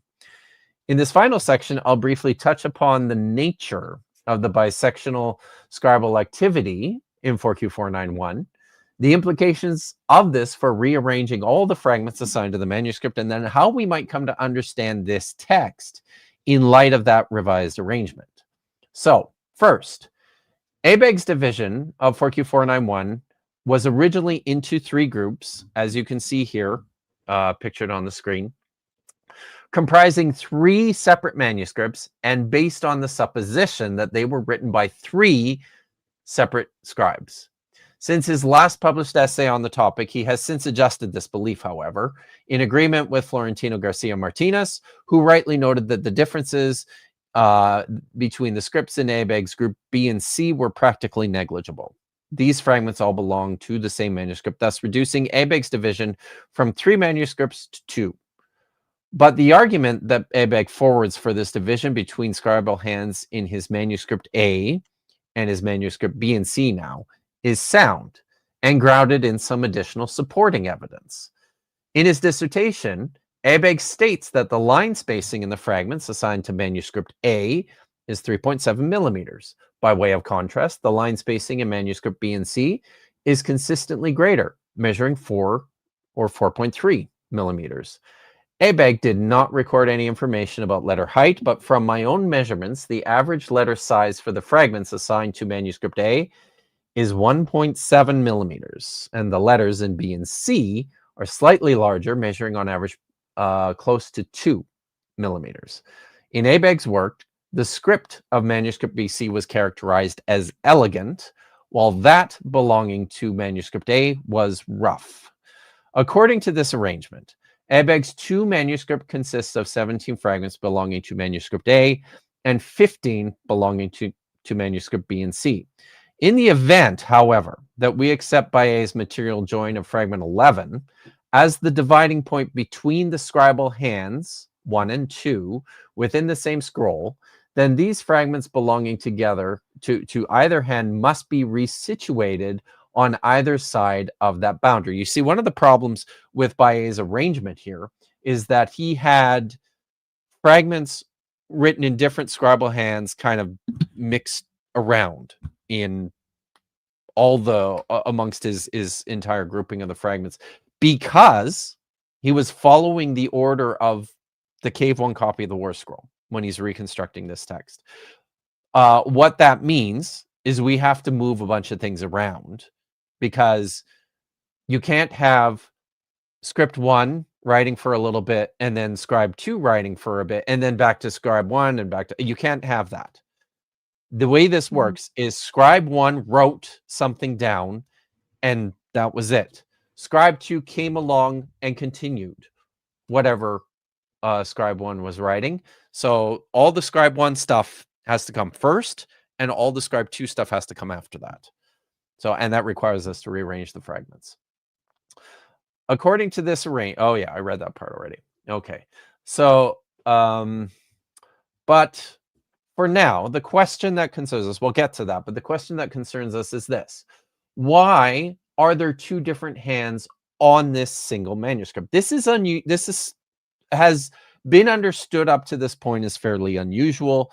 This is something that my friend Matt Monger and I are seeking to challenge a little bit within our discipline. I think there's probably a lot more manuscripts that were written on by two scribes, not just one scribe, and that we probably artificially separated a bunch of texts, a bunch of manuscripts from one another on the basis of there being different scribal hands. This is one of them. This is maybe the best example of one. So the two scripts themselves, while clearly different, also contain some similarities. What you see pictured on the screen is a close-up of one of the larger fragments featuring script A, and that's on the right side and sort of behind, and script belonging to a larger fragment from scribe B, and that's the one on the left and more on the top. Now, I expect that the vast majority of people are not going to be able to tell any difference at all between these two scribal hands. I would expect it's probably even challenging for someone like you, Vish, who is accustomed to looking at this stuff, because they are very close to one another. And that's part of what I find really, really intriguing about this manuscript. It's definitely two separate scripts. I'm going to stop saying two separate hands because I'll get into that in a minute. But it's definitely two different script styles. I'm noticing in particular the sheen, because the one on the right, it has a disconnected like center head, I guess, for lack of a Isn't better that word. cool? I love how they do that, by the way. That to me, that makes it a lot more readable. And on the left hand, I only really see like one that's jumping out at me, but it's connected like you would typically see in like modern hands. Exactly. What's fascinating to me is that a final mem that just drags down. Yes, it is. Yeah, that is first time I have ever seen a final mem look like that. But what I was gonna say as someone who looks at a lot of like manuscripts and paleography and does paleography and things like that, my genealogy work, is okay, let's just say that these are two different people. Cool. Not a problem for me either way. What I would say is when you get things that look this close is that they were probably trained by the same person. Or it's like a master and their apprentice, for instance. That's also another option. That is a serious possibility. I'm going to go in a slightly different direction than that, but I think I provide two options here basically. But I think you're probably right. I shall. It's coming up here. So Simone, for the left-hand side, the left-hand manuscript, it's on the very top line next to what I think is a nun. Yes. So like you'll see Yod, final mem, and then a nun, final mem, nun, and sheen on and that would be the very first line of that fragment. So and one of the things you point out about that final mem, when you look at enough of these manuscripts in the Dead Sea Scrolls, from a perspective of dating, we continue to do most of the dating of these things through paleography, through the assessment of script styles. One of the things that you noticed in particularly older scripts is less uniformity in the heights of letters. So you get this quite a bit, or these really long final mems stretching way down. And sometimes they look really thin too. Not so much on this one, but that's fascinating to me because all the other final letters drag below the line. They have descendants, right? Like final cough goes below the line, final nun goes below the line, final pay goes below the line. So it's always been a little bit weird to me that Mem just Final Mem closes doesn't. boxes off. It Well. doesn't do that. And I'm like, well, wait, maybe it did. Like, Yeah. There you go. that's very cool to me. Yeah. Oh God, So I would. and God, the old time to get Safet Lamed in the very, very old scripts, there was a final Lamed. Final Lamed. It did Yeah. the same thing, but in the other direction, right? It was Just up, goes way but, up. Yeah. So Yeah. but Which yeah. makes So sense. Yeah. yeah. So okay. Oh yeah, and Simone is saying that the Ninsophate on each one's line 2 of the left, they're very different. And I'm using my cursor as if anybody can see that. Like, Oh, yeah. there's one. Yeah, right there. Very different from this one. Right over there, yeah. Yep. Yeah. And then also Simone was pointing out the difference in the connectivity of the Kof between the two That's very fragments. true. So there is a Kof down here that I'm pointing out with my connected. it's turning into it. Yep. And there and is a the Kof over here. Mimikomo, I think. I'm yes, right there. Yep. Did I get that right? Is that Mimikomo? Yep. From the place? It is. Hell yeah! From his place. His place. Yeah, his place. So, yeah. Como, that's right. His place. Good. That's awesome. Yeah. Love it. Love. Right. Okay. So the two scripts themselves, while clearly different, also contain some similarities in their size. Here I've got this. That's pretty wild. I know you love this kind of stuff. So that is that is to give you some perspective of just what we're dealing with here. Shoot, it didn't teeny stick tiny. around. This is those letters are between 1.7 to 2.5 millimeters high. Itty bitty teeny tiny. The line spacing is like 0.5 centimeter. It's this is one of the reasons I love this manuscript so much is because it's beautiful. The script, both of them are beautiful. But on the scale that they're writing, and I've been at the IAA to actually look at this particular manuscript and seeing it in person, like that was just the thing that struck me in the moment. I'm like, this is tiny. Like it's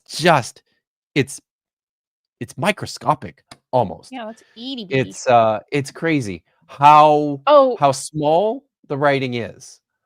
Yes, that's like the size of the writing on a mezuzah. Yes. Fill-in. Not especially quite. Like super old to fill in. Like I have some that are from like the Pale of Settlement around the turn of the century, and those are not the size of like normal to fill in boxes, which are actually pretty large. They're like an inch or so.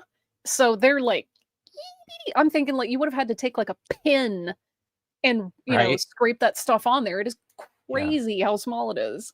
So the tefillin that we have at Qumran, there's over 20 of them, by the way. Oh my God, I need So the script sizes there tend to be under 1 millimeter. So they're ridiculous. But they're hard. They are hard to read. Because it's just like somebody like literally, and they no word spaces anywhere. No line break. It's all just So you ain't got no room. Right. Yeah. Okay. So my question obviously is, okay, I have really good eyesight. Okay. But even if I were to take like my mechanical pencil, which is like 0.5 or no, this is 0.7. Well, that's pretty big. I don't really like anything bigger than 0.5. But even with like a mechanical pencil, there's only so small that I could write and see clearly. Right. And I'm not having to sharpen this. I'm not having to re-dip it and worry about the amount of ink on it. Just, this is an insane amount of talent. And I'm wondering, did they have any kind of like magnifying lens? I mean, such things. This is the 1st century BC. They had glass. That's true. Yes, they had glass. And there was, So I don't I know. know Maybe this is they assuming a were lot, but it seems doing something. implausible, not impossible, but implausible that people wouldn't have figured out, even by accident, that if Yes. you happen to accidentally warp your glass, oh, snap it, Yeah, it makes things look bigger or smaller. Like, that's fair. Yep. Yep. So maybe I have no idea. But it does also tend to emphasize that, and this is something we don't really think about because we live in a society where you are not especially limited by your eye impairments anymore. But in antiquity, in order to be an effective scribe, you had to be able to see very clearly. Very clearly. And, how many people had great eyesight in antiquity? I don't know what the... here you go. You can fill a round That's glass right. flask with water. It'll magnify whatever you're working on. That's true. But bam! It might be So a there, little you bit didn't even need, cumbersome yeah. when you're writing, right? Like it. Tip, that could explain some of the stains. It may not be finger oils. It could be. It might be like smudges of ink. I mean, I don't Do you think they were know, drinking if we coffee could in that extract version, but DNA what? from the fingerprints on these manuscripts, you never know. You might find Jesus's fingerprints. So I'm just saying. Yeah, it was used a lot. Middle But yeah, I Ages. mean, Yep. this could explain some of the staining. It might be liquid that they were just like, oh snap, this makes it easier to see. Like, it's a fun idea. Sure. All right. hey, So, necessity's okay. the mother of invention. Okay. So you can see that while the scripts are different, they also contain similarities in their size and also their paleographical designation. Both are late Hasmonean or early Herodian. So that would be 1st century BCE, probably early to mid 1st century BCE. And although Abegg characterized script A as rougher than that belonging to B and C as more refined, I would say that both exhibit exceptional skill.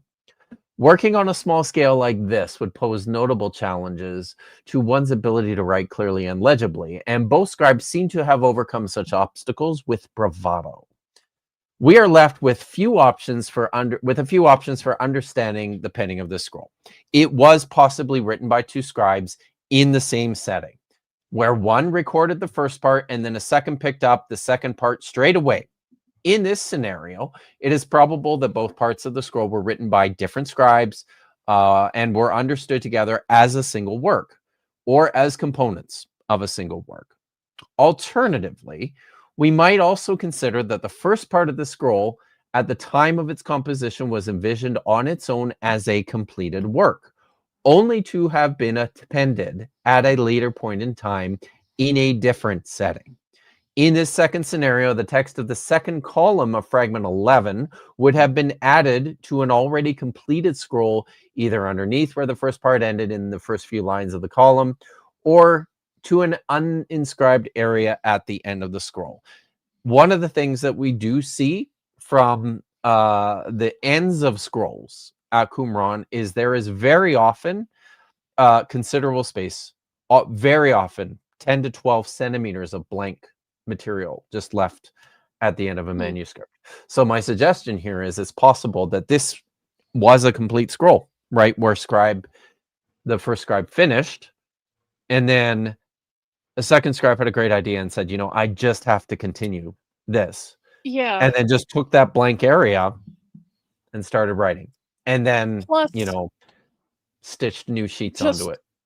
Yeah, just from the very limited amount of like calligraphy and hand lettering that I've done and the amount of like manuscripts that I've looked at in my genealogy work, I would love it if, I were a scribe and I were sitting around writing and someone, took over when my hands started cramping, Yeah. Because, I mean, if you're writing on a scale that small, you're having to use the tiniest little muscles in your fingers. And you may squeeze too hard. You're starting to cramp. There's a reason that when you start writing, you use massive pencils that are like, huge diameters, and you have like lines that are massive, and you start writing with basically your elbows, and then you get down to your wrists, and then it's, you know, increasingly smaller phalanges and stuff like Yeah. that. So Yeah. it Chuck makes a wouldn't good surprise me. Yeah. I think Chuck makes a good point here too, that better eyesight could indicate a younger scribe in training Yeah. as well, Yeah, right? exactly. Yeah. So, so Oh, many questions, yeah, this is so many another thing, options. is you could just get people that are nearsighted. Yeah, that's That's also true. true. Yes, Yeah. very true. So, okay. Where was I? Yes. Okay. So the remaining fragments assigned to manuscript A would then likely belong to another sheet altogether, which was then stitched onto the edge of the existing scroll in order to extend its contents.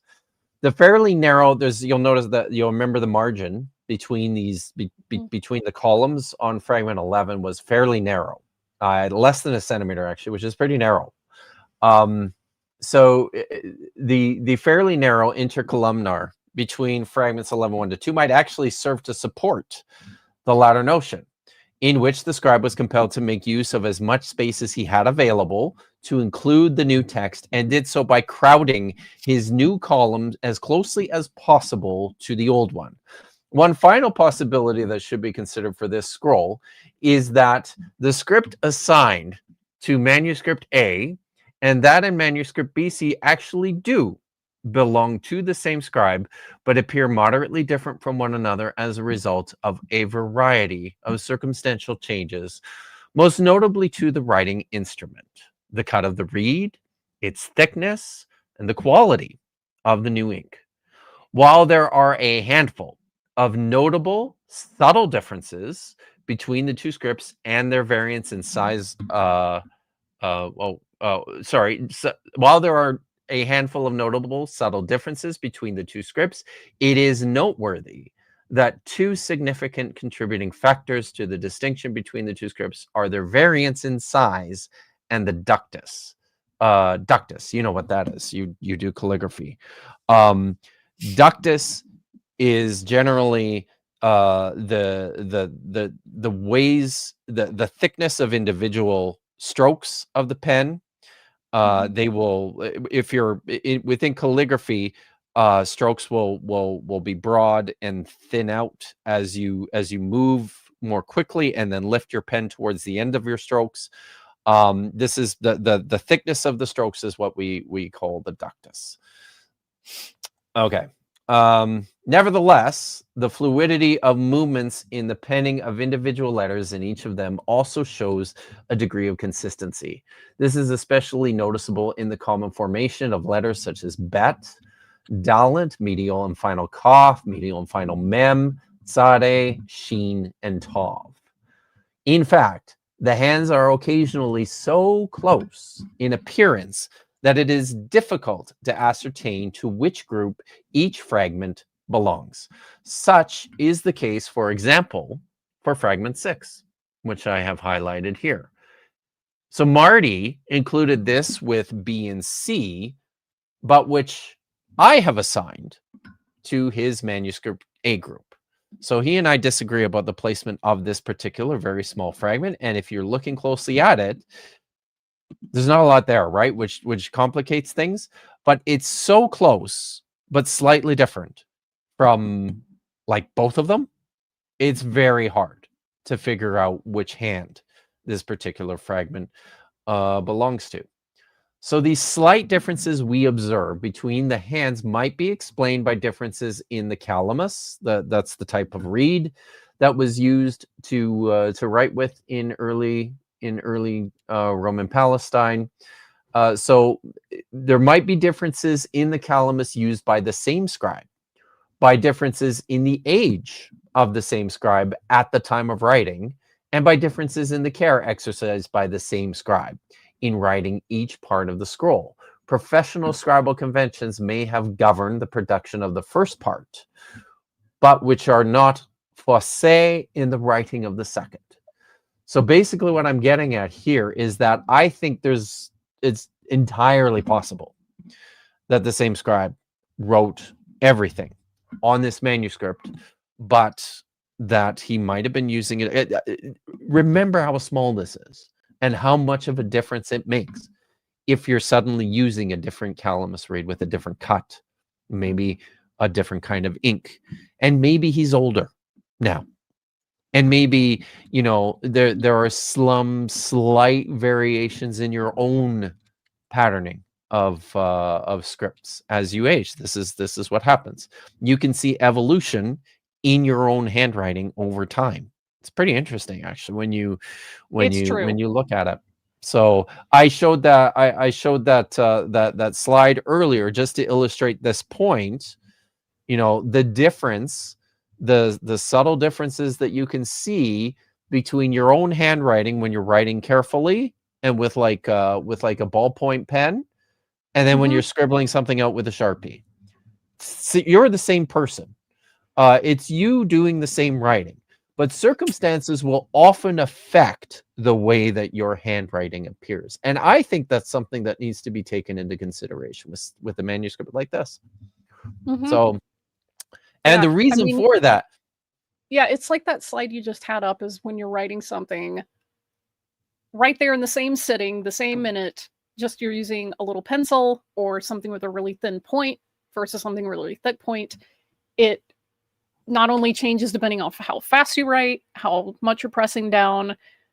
Anybody that's done calligraphy, especially with like proper calligraphy nibs, if you press down just slightly on the downstroke, that's when the nib widens and you get like a broader stroke. And I imagine that like this, you don't really have that going on, but if you go really slow, it's going to start to blob. So,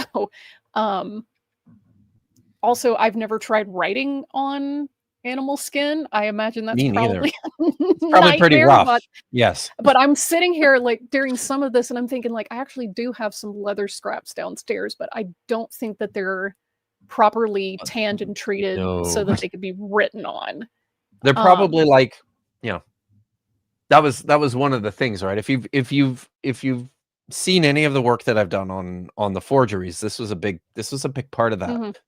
The forgeries, the Dead Sea Scroll forgeries are not parchments. They're leather. They're not properly prepared. They're really thick, and they're really rough. And because of that, it's fucking impossible to write on these things. So it's no wonder all the writing on them looks so shitty. Like it really does. So it's this all scratchy, bumpy surface, man. Oh my god! Like it's terrible. And these are all ancient. Like they're all actual ancient pieces of leather. So they're all super dried out. Like, you know, yeah. So all right. So this brings us now to the final section here. I hope everybody is enjoying this. I love doing this kind of stuff. But this is like one of my favorite things. But this is in this final section of this paper, I go on to discuss now the implications of what we've discovered. The fact that 4Q491, 4QMA, this copy of the War Scroll, is all one manuscript.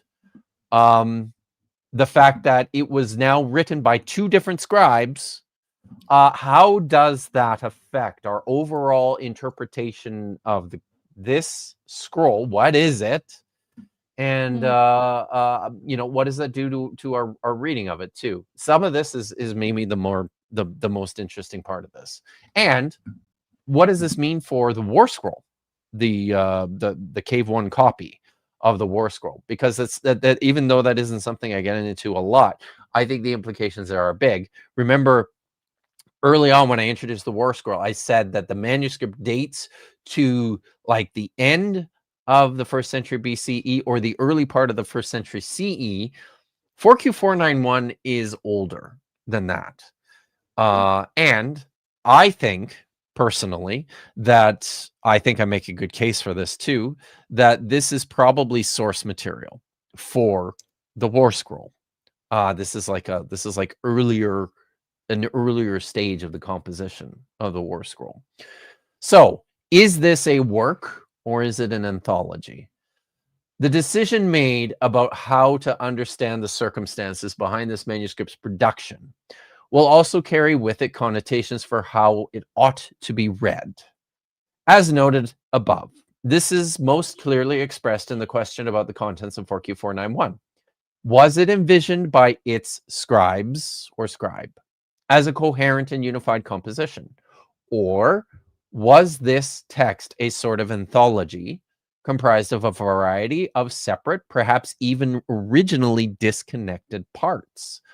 Abegg argued from thematic, terminological, and orthographic variations between the fragment groups to bolster his separation between two manuscripts. His division of the component parts have generally carried the day in scholarship and also received some support from additional overlapping copies of text with the so-called self-glorification hymn in fragment 11, column 1. So that's the first column of the fragment 11 group, and maybe I should actually just we'll take this down for a second.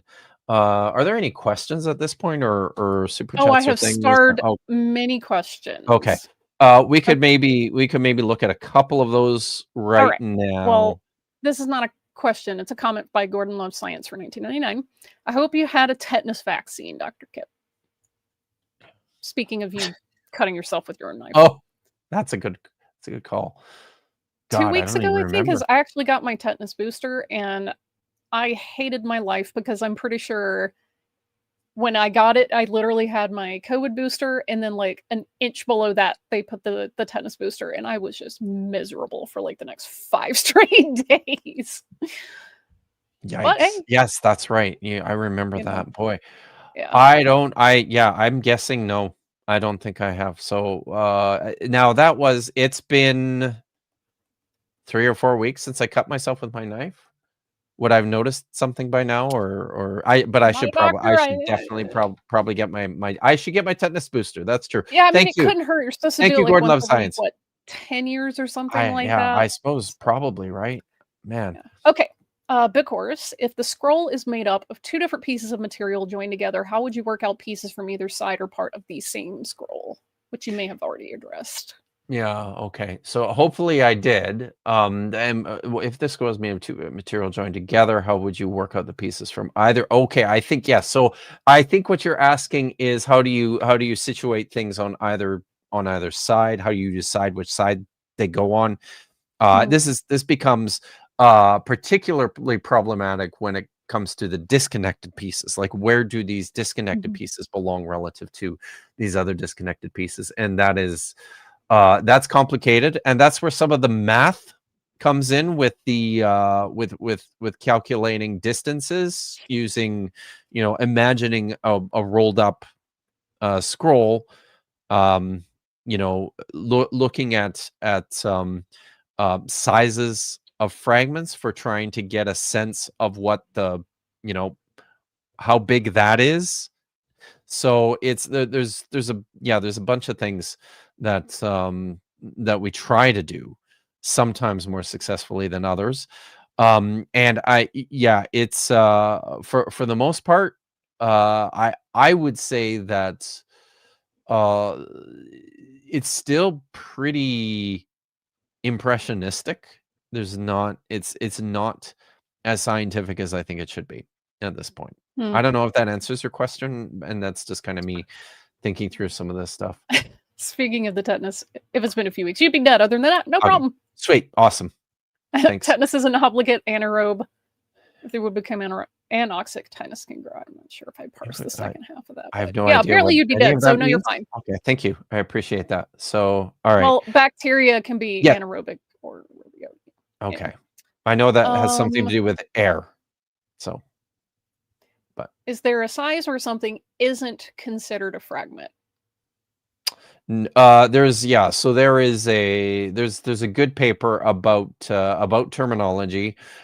Scholars almost always just use fragment, and it is imprecise, but there is actual technical terminology, and I believe now in terms of I think it's determined mostly by amounts of legible text. So if you have only letters on a text, or letters on a piece of which you can only decipher if you can only decipher one word or just no words at all, just letters that, beginnings and ends of words and things like that, then that would be a bit. And fragments are pieces that have more than that. A composite fragment is, a combination of pieces that you've actually managed to connect using what we call material joins. So these are joins that you can actually make physically between individual pieces.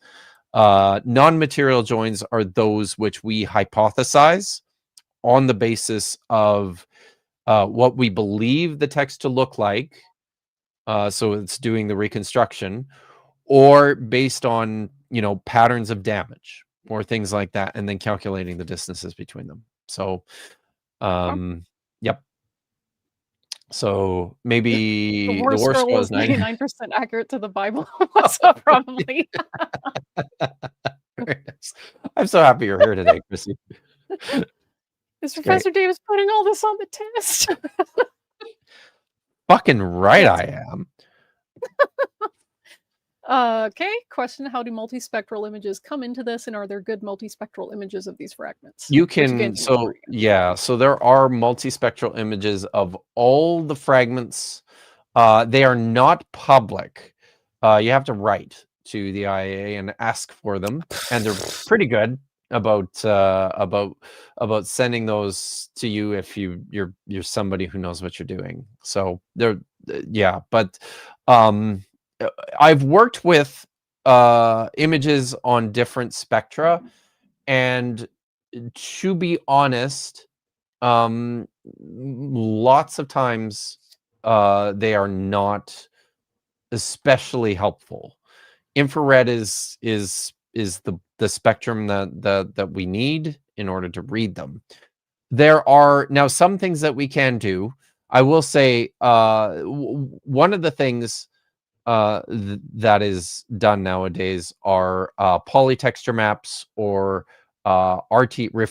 reflective transference imaging, which is basically this is something that's been used in archaeology for a long time now. We're doing it now with scroll fragments as well, where the artifact or the object, there are multiple captures taken of the same object using multiple different light sources from different angles, and then that's stitched together into a composite image, and you feed it into an RTI reader, and you can move the light around, which will show you the contours of the actual object, right? We're starting to do this now with scrolls, and this is where some of the multispectral imaging comes in handy. There are some things on the surface that you can see using different light spectra that you can't see in natural light, but when you're moving the light,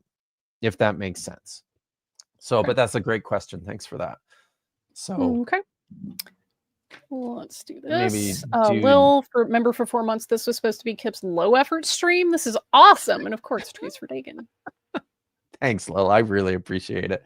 Yeah, Chuck, because this is a super very chat. much. I'd love a demonstration of how they would prepare a read and write with it. Did they etch lines to follow on the vellum? Yes, and were they able to write just pretty straight? Yeah, you'll see little scoring marks with a straight edge so that they can keep the lines of equal distance, and they can justify the strokes to the top there.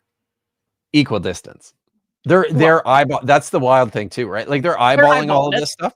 Yeah. But it's so that's where, on an individual manuscript, your line spacing on average, like a standard line spacing is probably in the range of like 9 to 12 millimeters.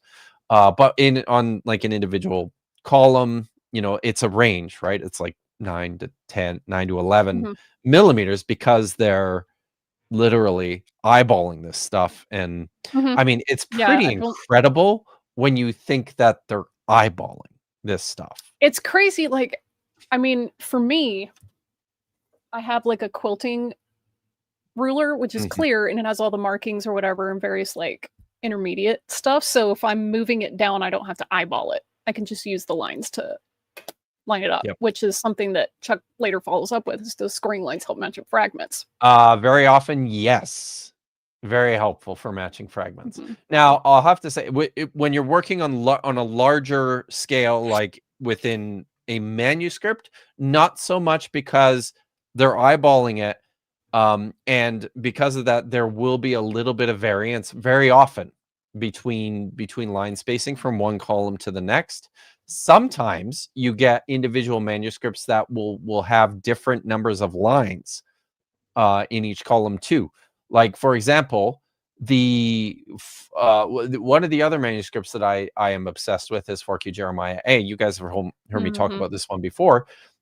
It has usually 30 lines, but there's one or two places where there's only 29, right? So it's just the way that they ended up scoring these things. So, and usually, I'll point this out too, usually this wasn't done per column, this was done per sheet. So if you've got your sheet, and your sheet usually has anywhere from 2 to 4 columns of text, you start by basically scoring the whole thing across, right? And then you score your columns, and then you write. And you're usually only scoring the right margin on your column, and your left margin is free floating. And you can see that on a lot of the manuscripts too, that I'll show you, where the left side, there's, they're not all, they will have some variation in terms of where they're finishing their lines. It's just, okay. We'll answer some more questions after I finished the talk, but I'm going to move on now. I wanted to just take a moment to talk about the self-glorification hymn, because it's a pretty incredible piece of writing. Self-glorification hymn is the text that appears in fragment 11, column 1, which we talked extensively about in the earlier section when we were trying to piece the fragments together. And this is the part of the manuscript that is completely disconnected to the war scroll. It doesn't look like it has anything to do with the war scroll. It's a pretty phenomenal piece of text in its own right, just on the basis of its contents. And I'll read a little bit of this to you. So this is from the Dead Sea Scrolls Study Edition. This is Garcia Martinez and Tickler's English translation of the self-glorification hymn. Says something, has done awesome things marvelously, and then there's a break. In strength of his power, the just exult, and the holy ones rejoice. In justice, he established Israel from eternity, his truth and the mysteries of his wisdom in all generations, and the counsel of the poor for an eternal congregation. There's some breaks in between some of these lines here, so some of this is disconnected. It talks about the perfect ones, eternal, a mighty throne in the congregation of the gods, above which none of the kings of the east shall sit, and their nobles shall not be silent. My glory is incomparable, and beside me no one is exalted, nor comes to me, for I reside in the sky, and there is no one. I am counted among the gods, and my dwelling is in the holy congregation. My desire is not according to the flesh, but all that is precious to me is the glory of something, the holy dwelling. Who has been considered despicable on my account? And who is comparable to me in my glory? Who, like the sailors, will come back and tell? Who bears all sorrows like me? And who suffers evil like me? There is no one. I have been instructed, and there is no teaching comparable to my teaching. It's pretty wild, eh? And if you can hear what's going on here. Now, for a long time, scholars looked at this and thought that this was probably projection of speech from like an angelic being or from a member of the Holy Council of the Gods or of God, just based on the loftiness of the language. There's reason to think now that this was probably text, especially now that we've found copies of this same composition within copies of the Hodayot, which a lot of scholars think was written by the teacher of righteousness. It seems like this is something that the teacher of righteousness possibly wrote. Speaking of himself being, incomparable compared to any other person, and existing and dwelling amongst the gods in, in the heavens, and then also suffering all sorts of persecution by people. So you can, I think you can, I'll just say, mythicists love this text for obvious reasons.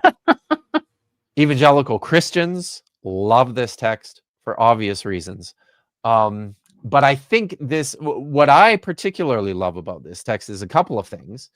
One of the things is that it illustrates pretty clearly, and this in combination with a bunch of other things we read in the Dead Sea Scrolls, illustrate pretty clearly that the people who wrote this kind of literature, and we're talking about Roman Palestine, we're talking about the 1st century BCE, the people who wrote this kind of stuff, who thought through these kinds of things, in their theology, they could tolerate these very blurry lines between the heavens and the earth. These people legitimately believed that they were living with angels.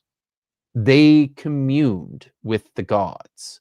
They were in the presence of divine beings on a regular basis.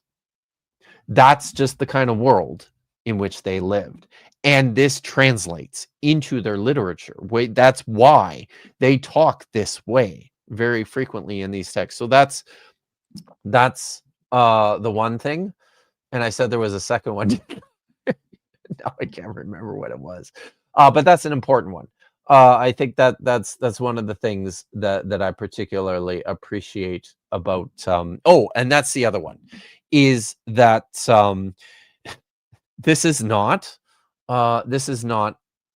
monotheistic Judaism, right? SpaghettiOs. For 1st century BCE, this is not monotheistic Judaism. It's just not it's not, right? Say my favorite thing. Yeah. All right. Say it. Say it. What am Oh, there we go. Yes, that's what it is. That's the thing. Thank you, Vish. Sorry. And with that, I'm gonna get back to the paper. I'm gonna finish this up here. So the reconstruction of 4QMA. Yes, Justice Sledge does have a video on the War Scroll, on Esoterica. It's excellent. And I recommend everybody watches it. Friend of the channel, Justin Sledge. All right. Okay. Yes.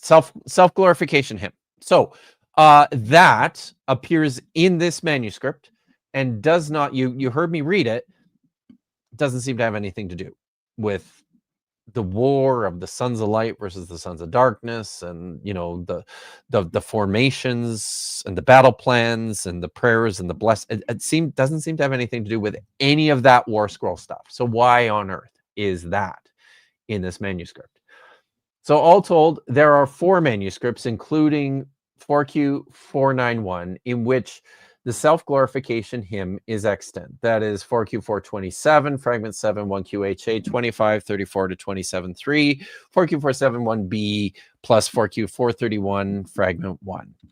And it is now widely recognized that the hymn survives in 2 recensions. Recension A comprising the other 3 witnesses, and recension B is in our text. So that it's slightly different between the witnesses. The presence of these additional copies not only demonstrates a wide circulation for the self-glorification hymn, its discovery in every other manuscript drawing a connection to the Hodayot, so a different composition altogether, also shows that the hymn was not itself natively conjoined to the compositional history of the War Scroll. Indeed, as Brian Schultz and Joseph Angel have pointed out, if there ever was conceived a relationship between the self-glorification hymn and the war scroll, it was certainly short-lived. However, I think it is important to note that while this relationship is not abundantly pronounced nor prolifically attested, it is a phenomenon of this one manuscript, 4Q491, and a scintillating one at that.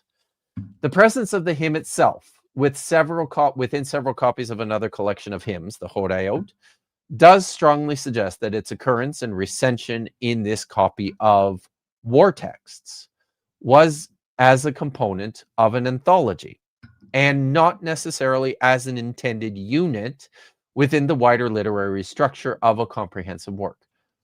It was probably included as something that somebody really liked. They saw a thematic relationship to something else going on in other parts of the text, maybe, and that's why they decided to write it down here. The texts that survive in the fragments of 4Q491 seem to follow a similar pattern, by which they are not easily envisaged together within a straightforward narratological sequence, and rather are also somewhat only loosely connected to one another. The situation of the self-glorification hymn here is then as an independent liturgical expression amid a disparate collection of descriptions and liturgies about the end of days. The alignment of the self-glorification hymn to this new and highly charged eschatological Sitzenleben, that means setting in life, perhaps even inspired or resulted in an internal revision of the hymn in one direction or the other between the now recognized recension A and recension B. So what I'm suggesting there is maybe its inclusion within this collection of other texts influenced the changes that occurred in the self-glorification hymn in this version as compared to the others. If there is but the insertion of this text within a collection of war texts also potentially influenced the interpretation of the eschatological war itself that appears in 1QM. If there is a thematic affiliation at all between the self-glorification hymn and the description of war from 1QM 16 to 17 that appear in an alternative form in 4Q491, then it is along the lines of celebrating the interaction of pious humans with angels. And, the self-glorification hymn extols the lofty place of the speaker and his community in the presence of angels or gods, like divine beings. And in 1QM 16 to 17 describes the outcome of a series of battles waged by the sons of light fighting in the company of angels against the cumulative forces of evil. In column 17 of the War Scroll, lines 5 to 8, is a passage that does not appear in the overlapping text of 4Q491, and which is suggested to be a later expansion of a simple reference to God's redemptive help. This is the text here from 1QM 17, 5 to 8. I thought I would actually take a moment here just to read. So this is, I'm going to read an extension of this. I'm going to actually start at... Does it start with Yom Hazeh or Hayom Hazeh? And then Moed. Line... Oh, so that's... Oh, right. That's 4Q491. Before I get to this, in 4Q... Oh, do I have that... You know, I have that marked incorrectly. Do I? Let's see. 17, 5 to 8. I do have that marked incorrectly. This is actually, sorry, that's marked incorrectly. This isn't 1QM 17, 5 to 8. It's actually, sorry, it's actually from 4QMA. Where is it? Did I not mark the reference here? What? Whoa. It's 4QMA 11 to shoot. Let's see.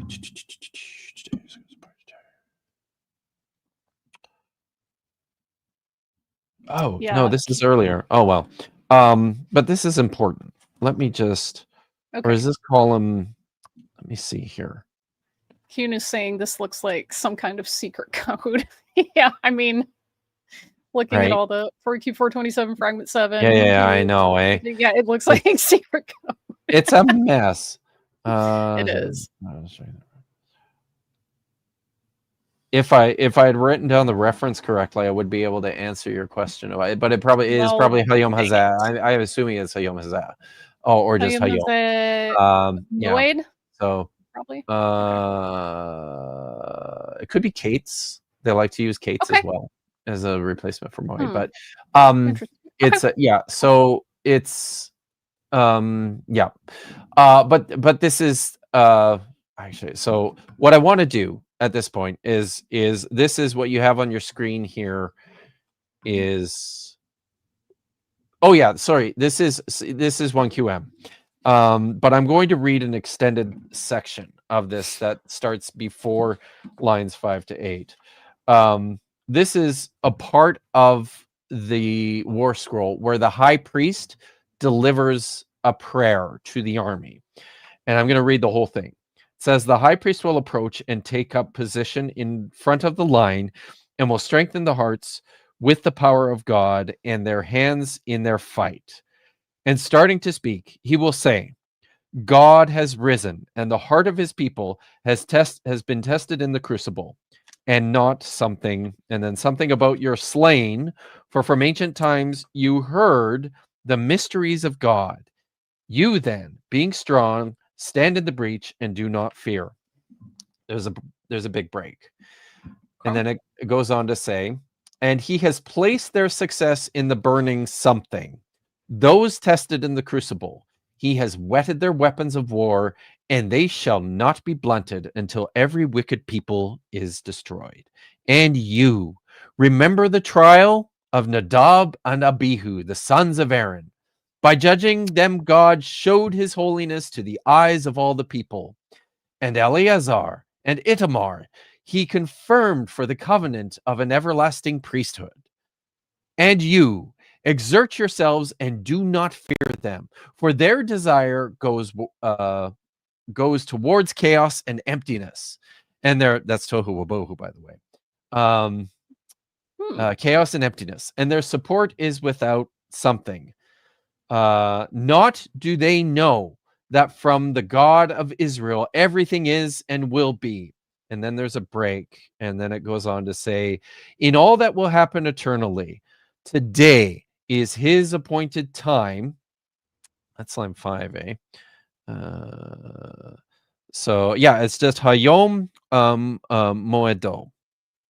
Okay. So today is his appointed time to humiliate and abase the prince and the dominion of evil.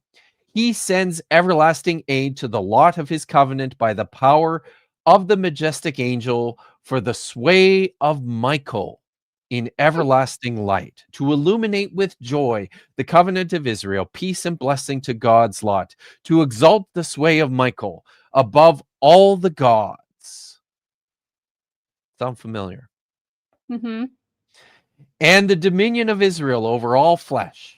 Justice will rejoice in the heights, and all the sons of his truth will have enjoyment in everlasting knowledge. And you, sons of his covenant, be strong in God.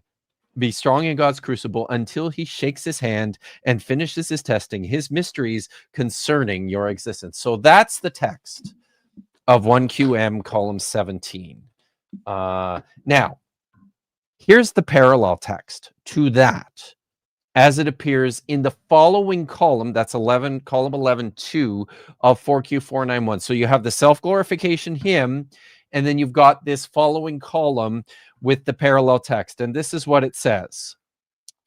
The high priest will approach and take up position in front of the line and will strengthen the hearts with the power of God and their hands in their fight. And starting to speak, he will say, God has risen in the heart of his people. He has tested in the crucible. Something about your slain again. For from ancient times you heard the mysteries of God. You then be strong and stand in the breach and do not fear when something happens. There's a break there. He is faithful and his redeeming help, and it breaks off again. Sons of truth, to turn aside the heart, which melts and strengthen the heart. And then there's another break. Fight this day. The God of Israel will humiliate him without it resisting. There's another break there. And then it says, without it resisting. For to God will belong the kingship, and to his people the salvation. A short time for Belial, and the covenant of God is peace for Israel in all the appointed times of eternity. And that's it.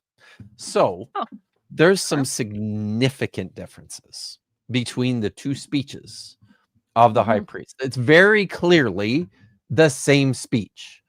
But the one that I've read first in 1QM, sorry, I have to cough. I've been talking a lot. The one I read in 1QM significantly expanded. One of the things you might have noticed most clearly is the addition of these biblical figures, Nadab and Abihu, Eleazar, and then the angel Michael. The angel Michael, who is said to have all authority among the gods. So that's all missing from the copy of the War Scroll in 4Q491. It's not there.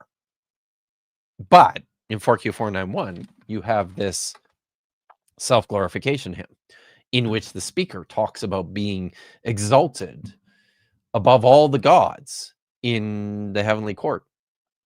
So Michael presumably is talking. Or somebody came along and thought, and maybe I'll just read here when I think about this, okay? So in this manuscript in 4Q491, the self-glorification hymn is followed in the subsequent column by an older form of the same text that appears in 1QM 16 to 17, but without any references to Michael and these other biblical figures, priests, notably, right? While Baye has been resoundingly and correctly criticized for implying this figure as the subject for the speaker of the self-glorification hymn, remember he titled that text the Song of Michael in the first place, even though Michael's name never appears anywhere. The possibility is intriguing that the appearances of Michael in the later edition of 1QM were themselves influenced by the connection made between the hymn in this manuscript and the overlapping text. So what I'm suggesting is that we don't know why they included the self-glorification hymn within this text with all these other war texts. Okay? We don't know. But whoever wrote the War Scroll, the 1QM copy at a later point in time, maybe they were looking at this copy and said, I am totally riffing on this, and I am doing my fanfic thing and expanding this priestly speech to include these features of what I think is the Archangel Michael. Yes. My mystic brain is firing on many cylinders right now, and I'm thinking, do you remember the Psalms where it's I've made man a little lower than the Elohim? What does Michael mean? Michael. Who is like El? Who is like El? Exactly. So yes. Just for a second, roll with me.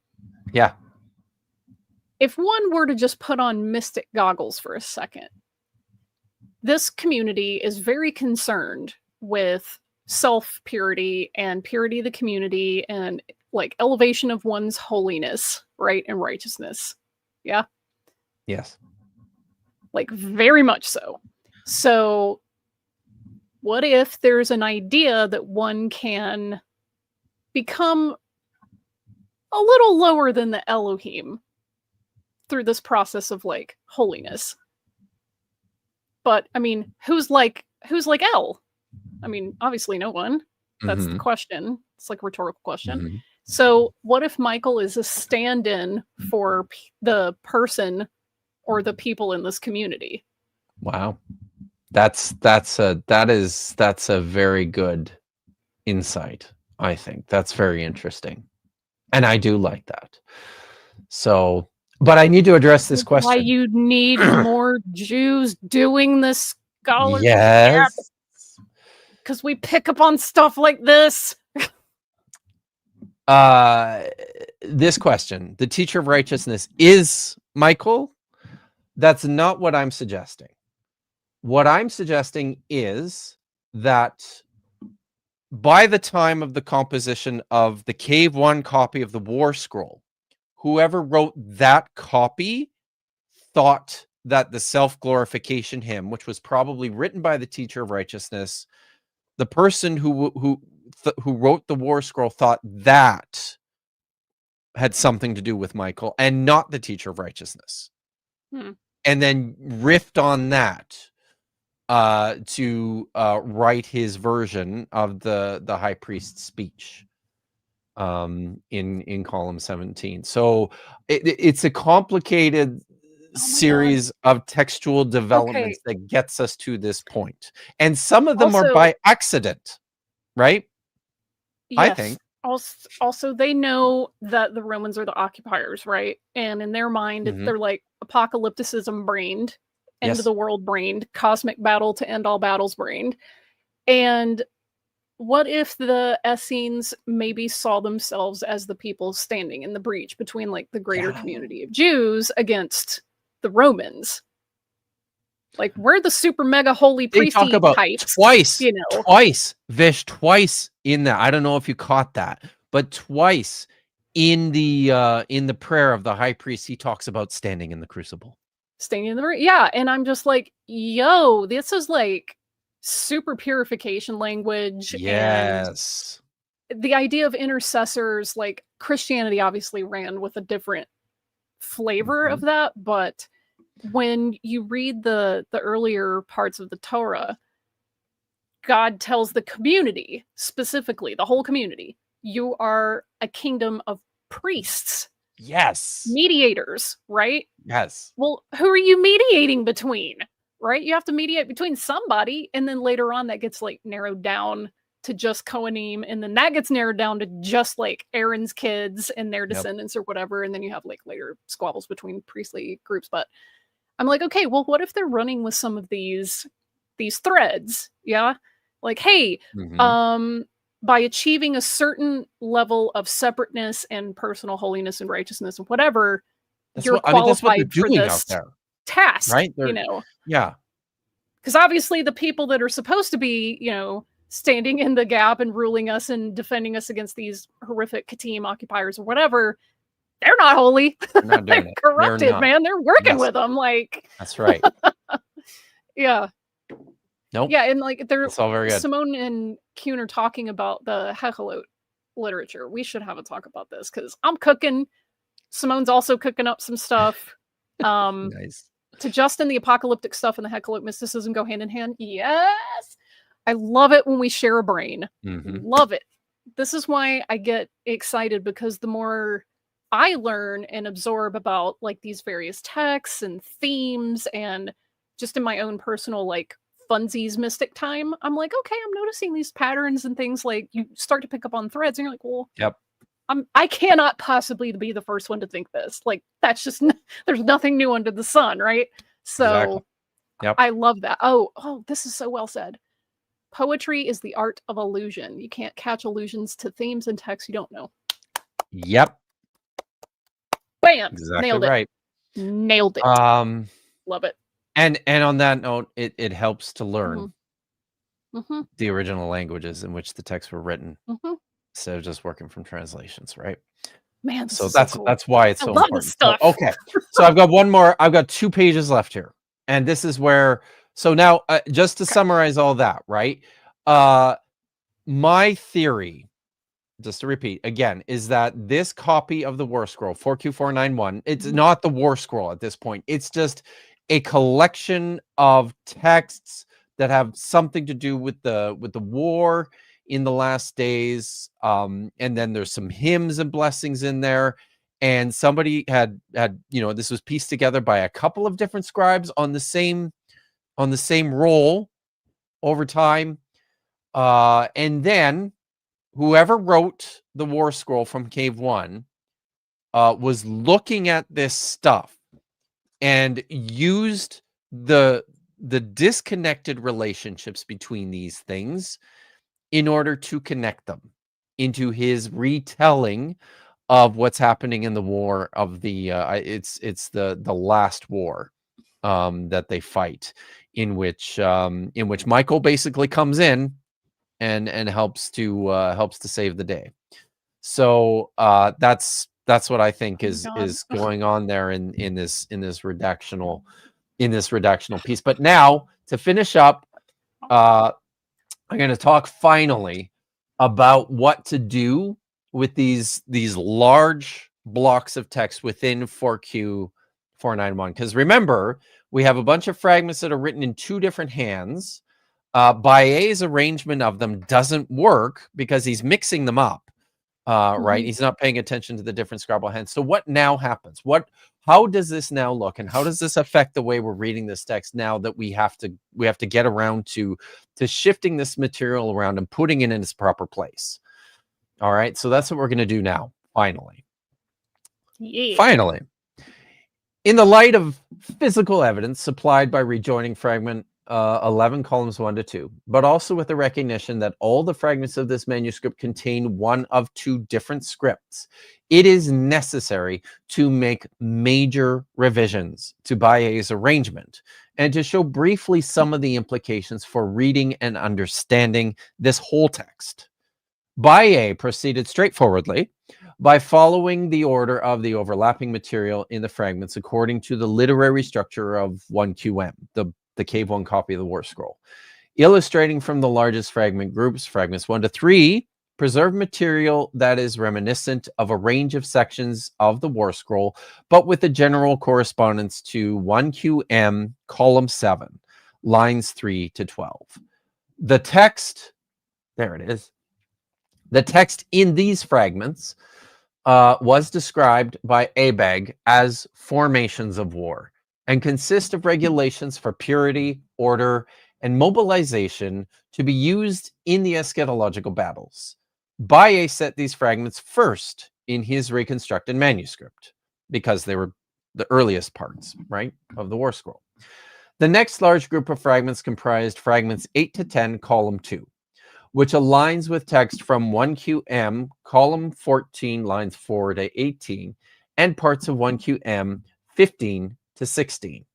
These fragments contain a prayer of blessing for victory to be recited by the combatants in the first column, followed by mention of the battle against the Kittim and an address by the priest appointed for battle in the next column. Naturally, by a set in sequence following, he set these in sequence following his fragments 1 to 3 group. The final large group was the composite fragment that was featured in this discussion, fragments 11, columns 1 to 2. While there is no identification of the liturgical material in column 1 with any text from the War Scroll, column 2, as we have noted, corresponds to 1QM, column 16, line 3, to column 17, line 14. The text in these fragments describe the engagement of the sons of light with their enemies, the sons of darkness, the Bnei Hoshek. Thus, for Baillet, fragments 11, 1 to 2 belonged in subsequent arrangement to the other fragments after fragments 8 to 10, column 2.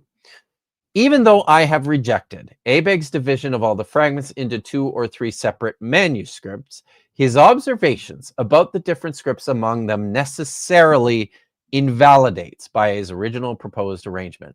No longer can the large fragment group, fragments 8 to 10, column 2, remain between fragments 1 to 3 and fragment 11, 1 to 2, which are both assigned to Abegg's manuscripts B and C, since the script in these fragments belong to his manuscript A.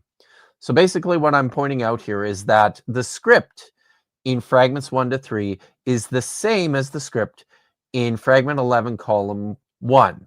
The script in fragments 8 to 10 is the same as the script in fragment 11, column 2. So you can't have them, you know, mixed and matched back and forth. We got to fix this. Moreover, in the recent work by Roni Ishay, the recent work by Roni Ishay, there's a very good dissertation written in Hebrew at the Hebrew University by Roni Ishay on the War Scroll and the Cave 4 copies. But she suggests that additional fragments 22 and 18, and fragments 13, 14, and 15, be set on either side of fragment 10, column 2, as an accurate reflection of the correct battle sequence that is described in all the Qumran war texts. So this then means that fragments 8 to 10 must have followed some distance after fragment 11, column 2, which would have been the first column of Scribe 2's contribution to this scroll. As a consequence of the new arrangement, the first surviving part of the manuscript contains material that is reminiscent of text from 1QM 7, 3 to 12, the formations of war in one column. This is followed by the self-glorification hymn, possibly in a subsequent column. Then corresponding text from 1QN 16:3 to 17:14 in the next column, the description of the engagements in the war with the Kittim. This is finally followed by an undetermined distance by 2 columns of text, which align with 1QM 14, lines 4 to 18, and parts of columns 15 to 16. And these are prayers of blessing for victory. So the new arrangement no longer follows the organizational structure of 1QM, but it is also no less coherent, I don't think. The War Scroll itself having been composed of a combination of rules, prayers, and speeches into a tactical treatise.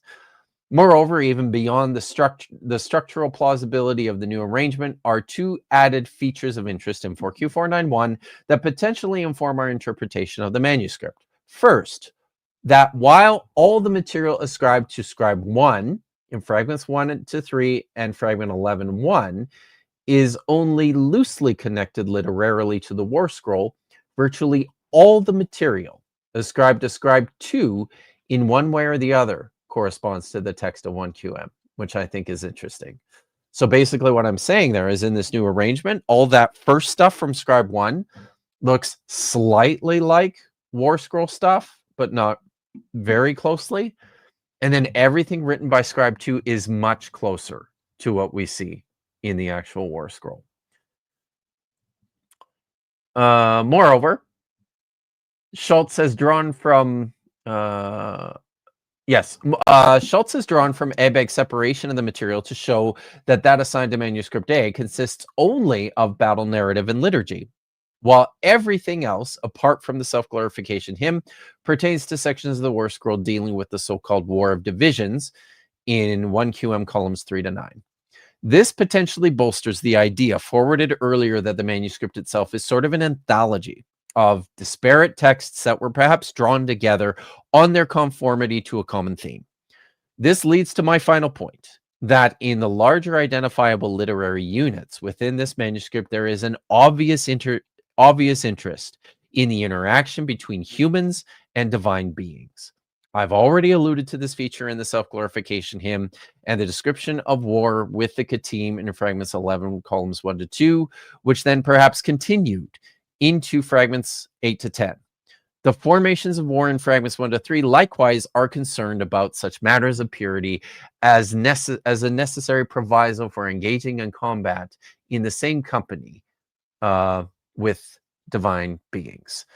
And that's the end of it. So basically, we've changed the arrangement now of these fragments and come up with something almost completely new. It's no longer following the War Scroll. The later War Scroll is no longer just slavishly following the order of its earlier text. It's restructured the whole thing. It's rewritten entire large chunks of it, but it's taken what I think is probably more a thematic collection of individual texts, and it's rewritten up into something new. So that's it. That's 4Q491. It's fucking cool. It's like this is one of my favorite manuscripts in the Dead Sea Scroll, and I hope you can now see why. That's rules. Yeah. So yeah. All right. So A few now start comments, and then we can wrap if you want. Yeah, and just I'll just say, well, one of the reasons, well, there's several reasons I love this text, but one of the things that one of the reasons I wanted to do this particular presentation is because I think I wanted to give the audience a sense of what the work is like when it comes to we talk about, we hear about Reconstruction. Outside of the academy, almost nobody sees what that means, what that looks like, the things that scholars are doing to try and piece together fragments to create or to reconstruct manuscripts. So that's one of the reasons why I particularly love this manuscript, is because it's got everything you want in terms of teaching people about Reconstruction generally. What do you do with scribal hands? What do you do with shapes of individual fragments? What do you do with attempting to interpret your manuscript on the basis of contents? It's all there, and it's pretty wild, honestly. Yeah, I like this. Thorough as fuck. Apologists don't get anywhere close to this level of rigor. They're not scholars, right? Let's get real. They're not scholars. Yeah. Like this is scholarship. And this is, like I said, this is based on work that I've published in a couple of articles and presentations that I've done for like PhD seminars at various universities. So that's, I mean, I just want to say, like, it is insufficient for me to just say thank you, but I suspect I'm not the only one that's grateful for getting literally free graduate level education on stuff and not having to like pay thousands and thousands of dollars in tuition and spend all this time in the weeds. Like, this is really awesome. And I just need to get this out because, you know, if I don't, well, in the first place, if I don't talk, I feel like I'm going to go crazy. But I mean, I'm excited about this stuff, and I love getting people excited about this kind of stuff. So if now, you know, when I'm not in the academy, it's hard. This is it. This is the place to do it. But I think this is important too, as you just pointed out, right? One of the things that's incredibly frustrating in today's day and age is how much more inaccessible post-secondary education is becoming. College is becoming increasingly more a privilege than a right, which is tragic. And right at the tip of that is the humanities. As universities attempt to restructure and rebudget and figure out how to spend their money in order to continue operating, they're trimming the fat as far as they're concerned, which means they're getting rid of all the things that are deemed less necessary, pragmatic, or useful. And what that meant, and usually that boils that comes to whatever is most financially viable, but also what they think is most practical. So, you know, hard sciences are you know, well protected in this model, but also, then not in the United States, they're not. Well, I guess we're entering a new era now, right? But in this model, you know, the hard sciences are still what the universities tend to build. That's where most of the money goes. But then it's things like business and law programs, and the sacrificial lambs in this model are the humanities. The Yeah, humanities are and I dying. mean, I'm extremely biased because I have like a fine art. I have a degree in music. I do like my own history work on the side. I've learned a lot of this on my own because there's no way I can afford to go to grad school right now. No, and nobody, There's and no people who way. are, and people who are who can go to university as much as they love or have an interest in the humanities are not spending their thousands and thousands of dollars to get a degree in the humanities when the pressure is there to go and get something that you can then translate into the workforce right away.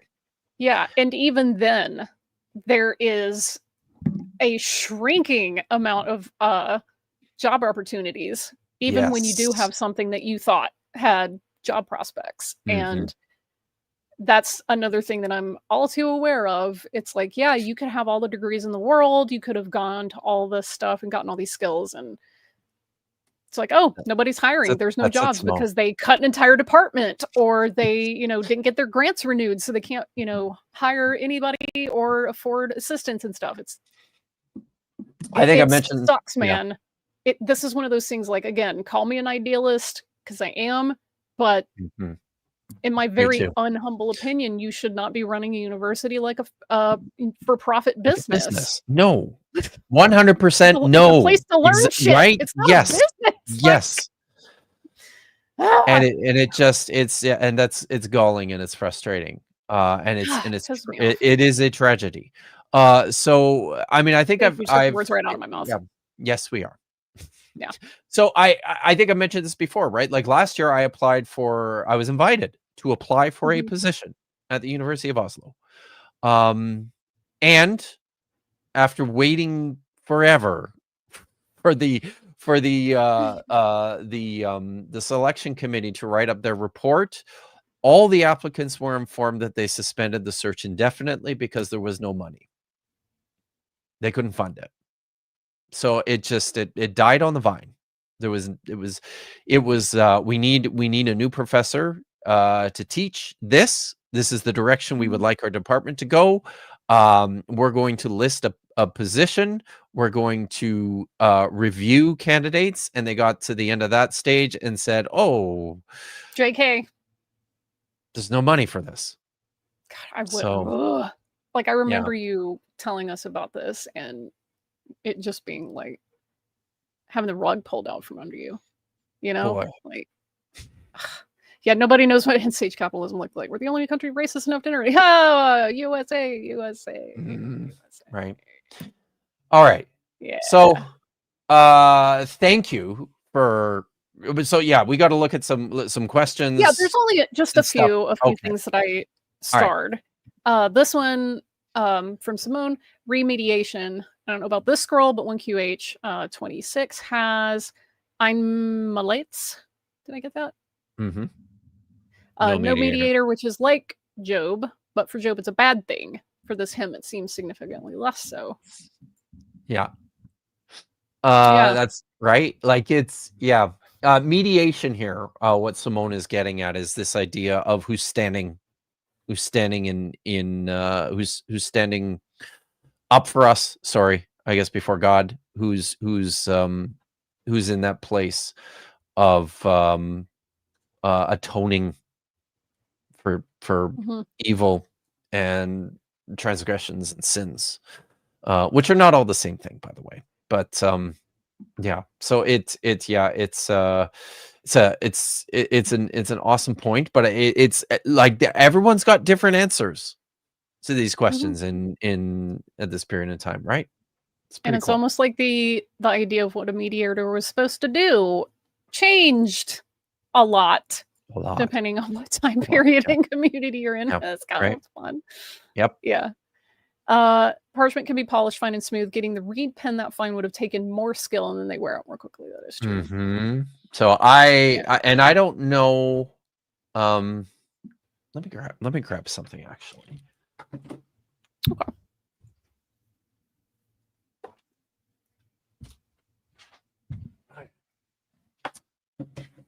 So I don't actually know anything about the actual writing implements. We know they most likely most of the time use like Calamus reads. One of the things that's in the Scoia'tael collection, and like to be honest, who knows what this is, but he has what we think is a stylus, or what some people think is a stylus. It's basically just a stick. But it was given to him as a. I'm trying to see if I can find. I should check the table of contents. That's what I should do. That would be helpful. Yes. That's generally what they're. I used to have this book memorized in terms of where to actually find everything. So maybe it's not even in this. Oh, you know, I think it. Maybe this goes by high quality. Just give me a second, guys, while I try and find the stylus. Palm fiber. Oh, no, is that it? The palm fiber? Is it the palm fiber tool? Ink sample. I think that might be it.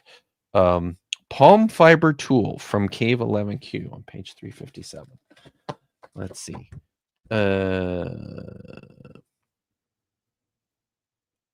Yes, here we go. Cool. But this is, I mean, here, getting real here. The story behind this is that Martin Scoia'tael, these are the publication of Dead Sea Scrolls and artifacts from the Scoia'tael collection. Martin Scoia'tael was such a good customer of William Cando that he gave him like a good customer bonus. He gave him this palm fiber object and said this was a stylus that was recovered from Cave 11 by the archaeologists.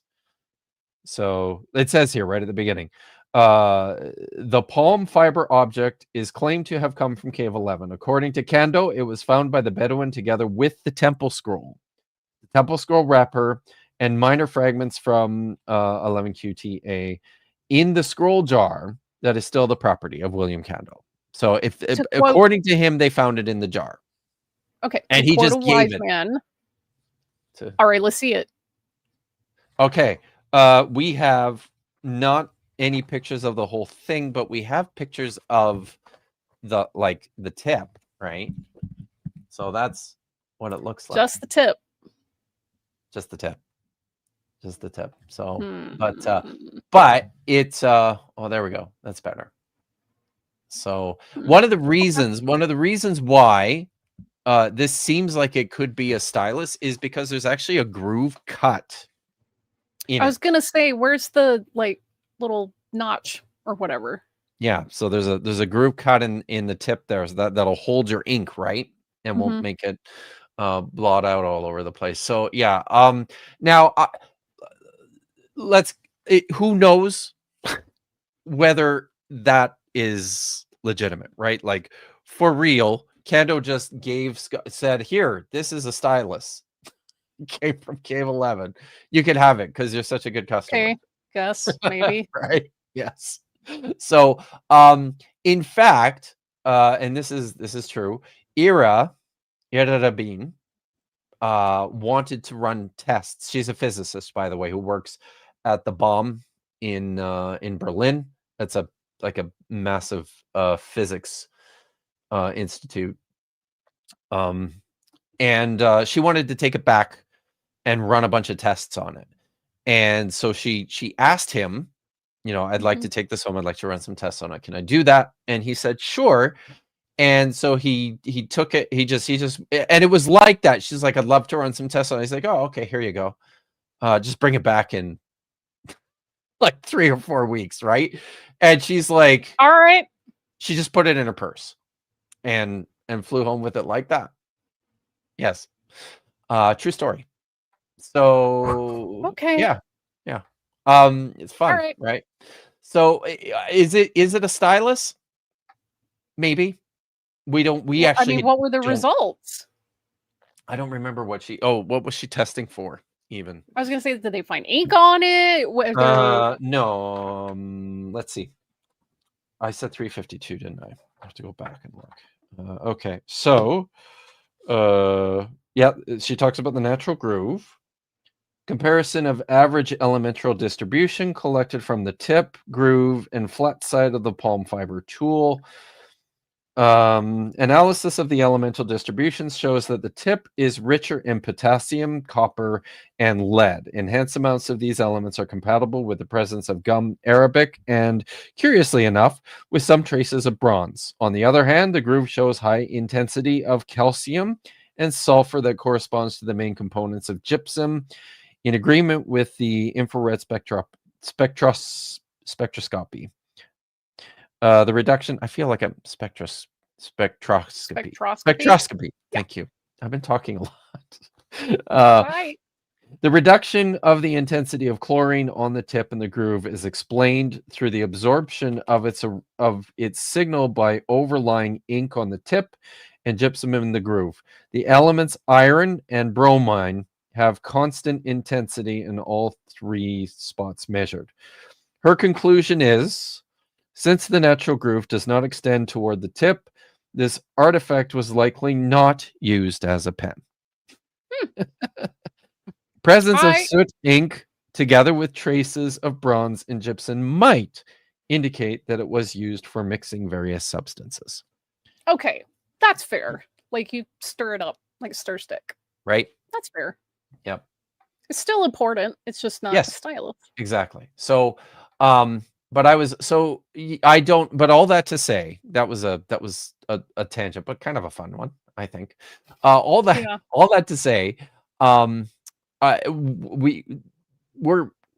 we have really limited information about the tools, right? And in particular, the specific tools for each manuscript. We've got some a relatively good sense of the inks a lot of times. But and I personally don't know, I know very little about the actual tools used in the process of writing and scribing the Dead Sea Scrolls. So yeah. Apologia. It's not the depth of the You're quote, right. but the breadth of the stroke. That's right. You got it. Yeah, completely. True. Mr. Brainiac, did any of the ancient Jewish revolts try to follow the war scrolls? Yeah. So here's the story, right? And this is a story told by Josephus, that when the Romans attacked, destroyed Jerusalem, excuse me, in 70 CE, right at the end of the First Jewish War, they marched down to the Dead Sea and then followed the shoreline south to Matsada, where the last of the renegades were hiding out in Herod's abandoned winter palace. If you get the chance, by the way, absolutely, you must go see Matsada at the southern end of the Dead Sea. It's pretty incredible. So on the way, they sacked Qumran, destroyed the site, cut up a bunch of the manuscripts. We have manuscript fragments that look like they were cleanly sliced by Rude. swords, I guess. Did you say rude? Yeah. So, yes. So Josephus tells this story of them of them on the way to Matsada. They stop at the site and they encounter the Essenes, who basically come out, and I mentioned this earlier. It's like the expectation was, okay, this is it. This is the moment. We're here. The Romans are here.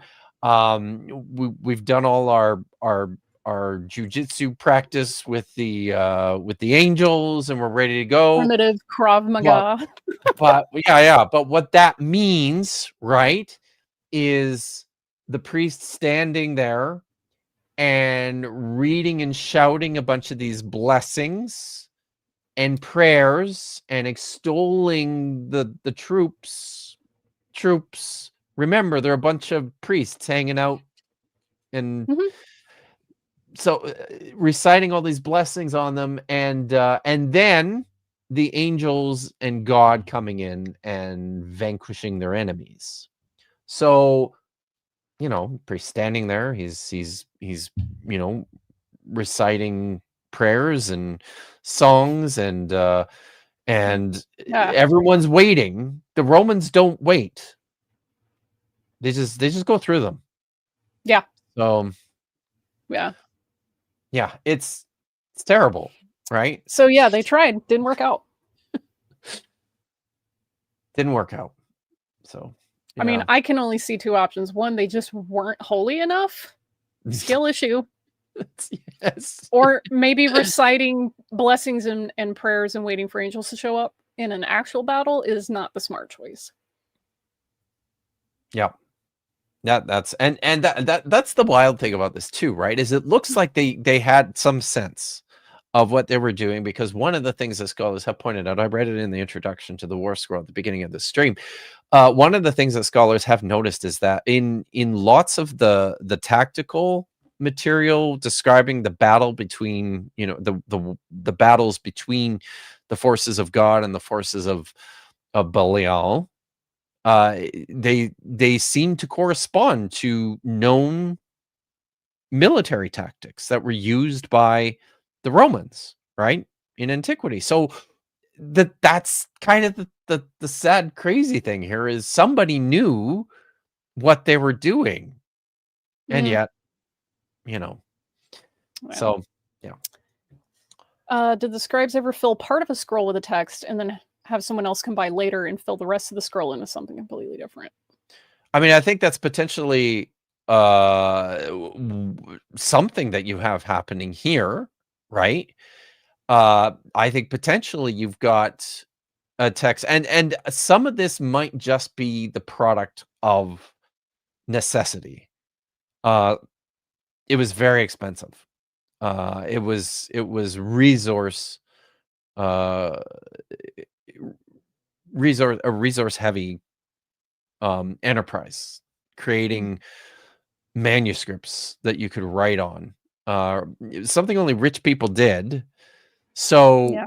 you kind of used what you had, and while lots of the manuscripts have these blank spaces at the end of them, right, at the end of the composition, it seems that in certain circumstances, this is likely space that somebody decided they needed to use and was cheaply available to do what they needed, right?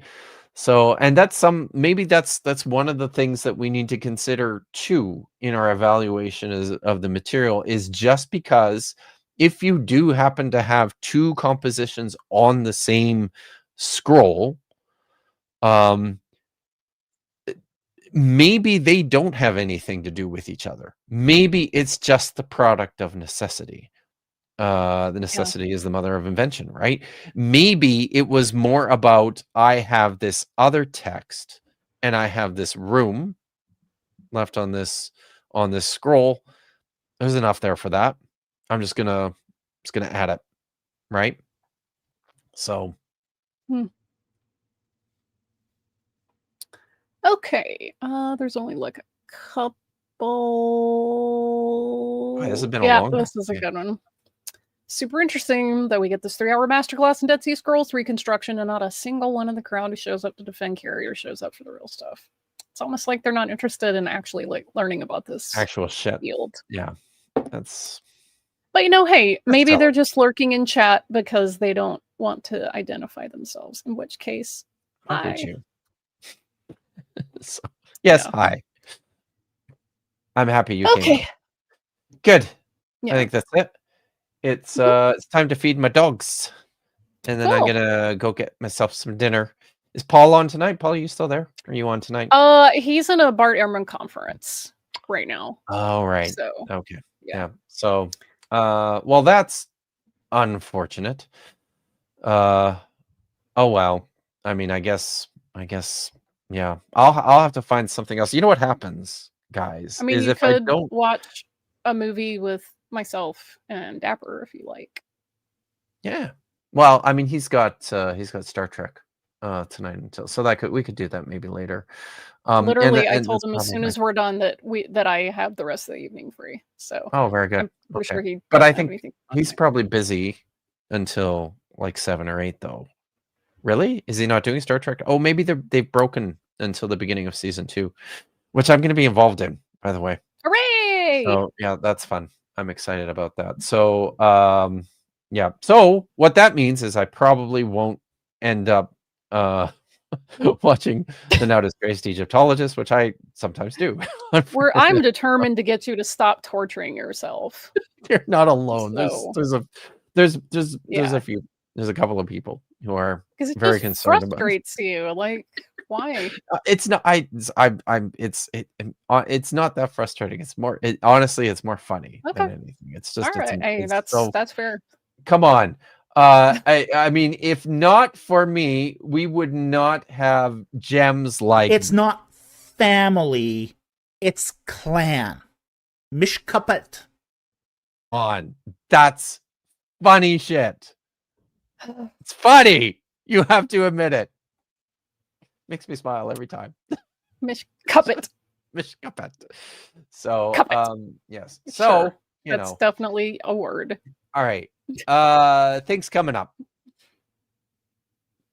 Saturday. Do you have anything else, or is it just Saturday? I mean, the only thing that I have that I'm looking forward to is tomorrow on Dapper. We're going to talk a little bit more about ahistorical nonsense. And that's all for me, unless I just randomly decide to do a live stream again. But I don't anticipate that happening because there's a film that I want to go see. Oh, okay. All right. Well, yeah. But I hope you do more of those because that was great, right? Chat? That was fun. Yeah. Go watch Fish. Throw your money. I have I broke 500 subs last night. Yeah. I did not anticipate that. Yeah. There we go. Hell yeah. I'm such a dork. Okay. Not as big of a dork as me. No. We will never know until we face off in the Dork Olympics. If I go to SBL, I'll challenge you. That's the place to do it. So okay. So yes, that's Saturday. And yes, Dapper Dinosaur has informed me that I am welcome back. So I will be there. Yes. And unless he rescinded it already, I think he might have already rescinded it. He did not. You are still unleashed. I am still unleashed. Right from the start. Right from the start. So the first word out of my mouth on Dapper stream on Saturday could be fuck. So you gotta just tune in for that, don't you? All right. So that's Saturday. I will be on Misinterpretations channel on Tuesday night at whatever time.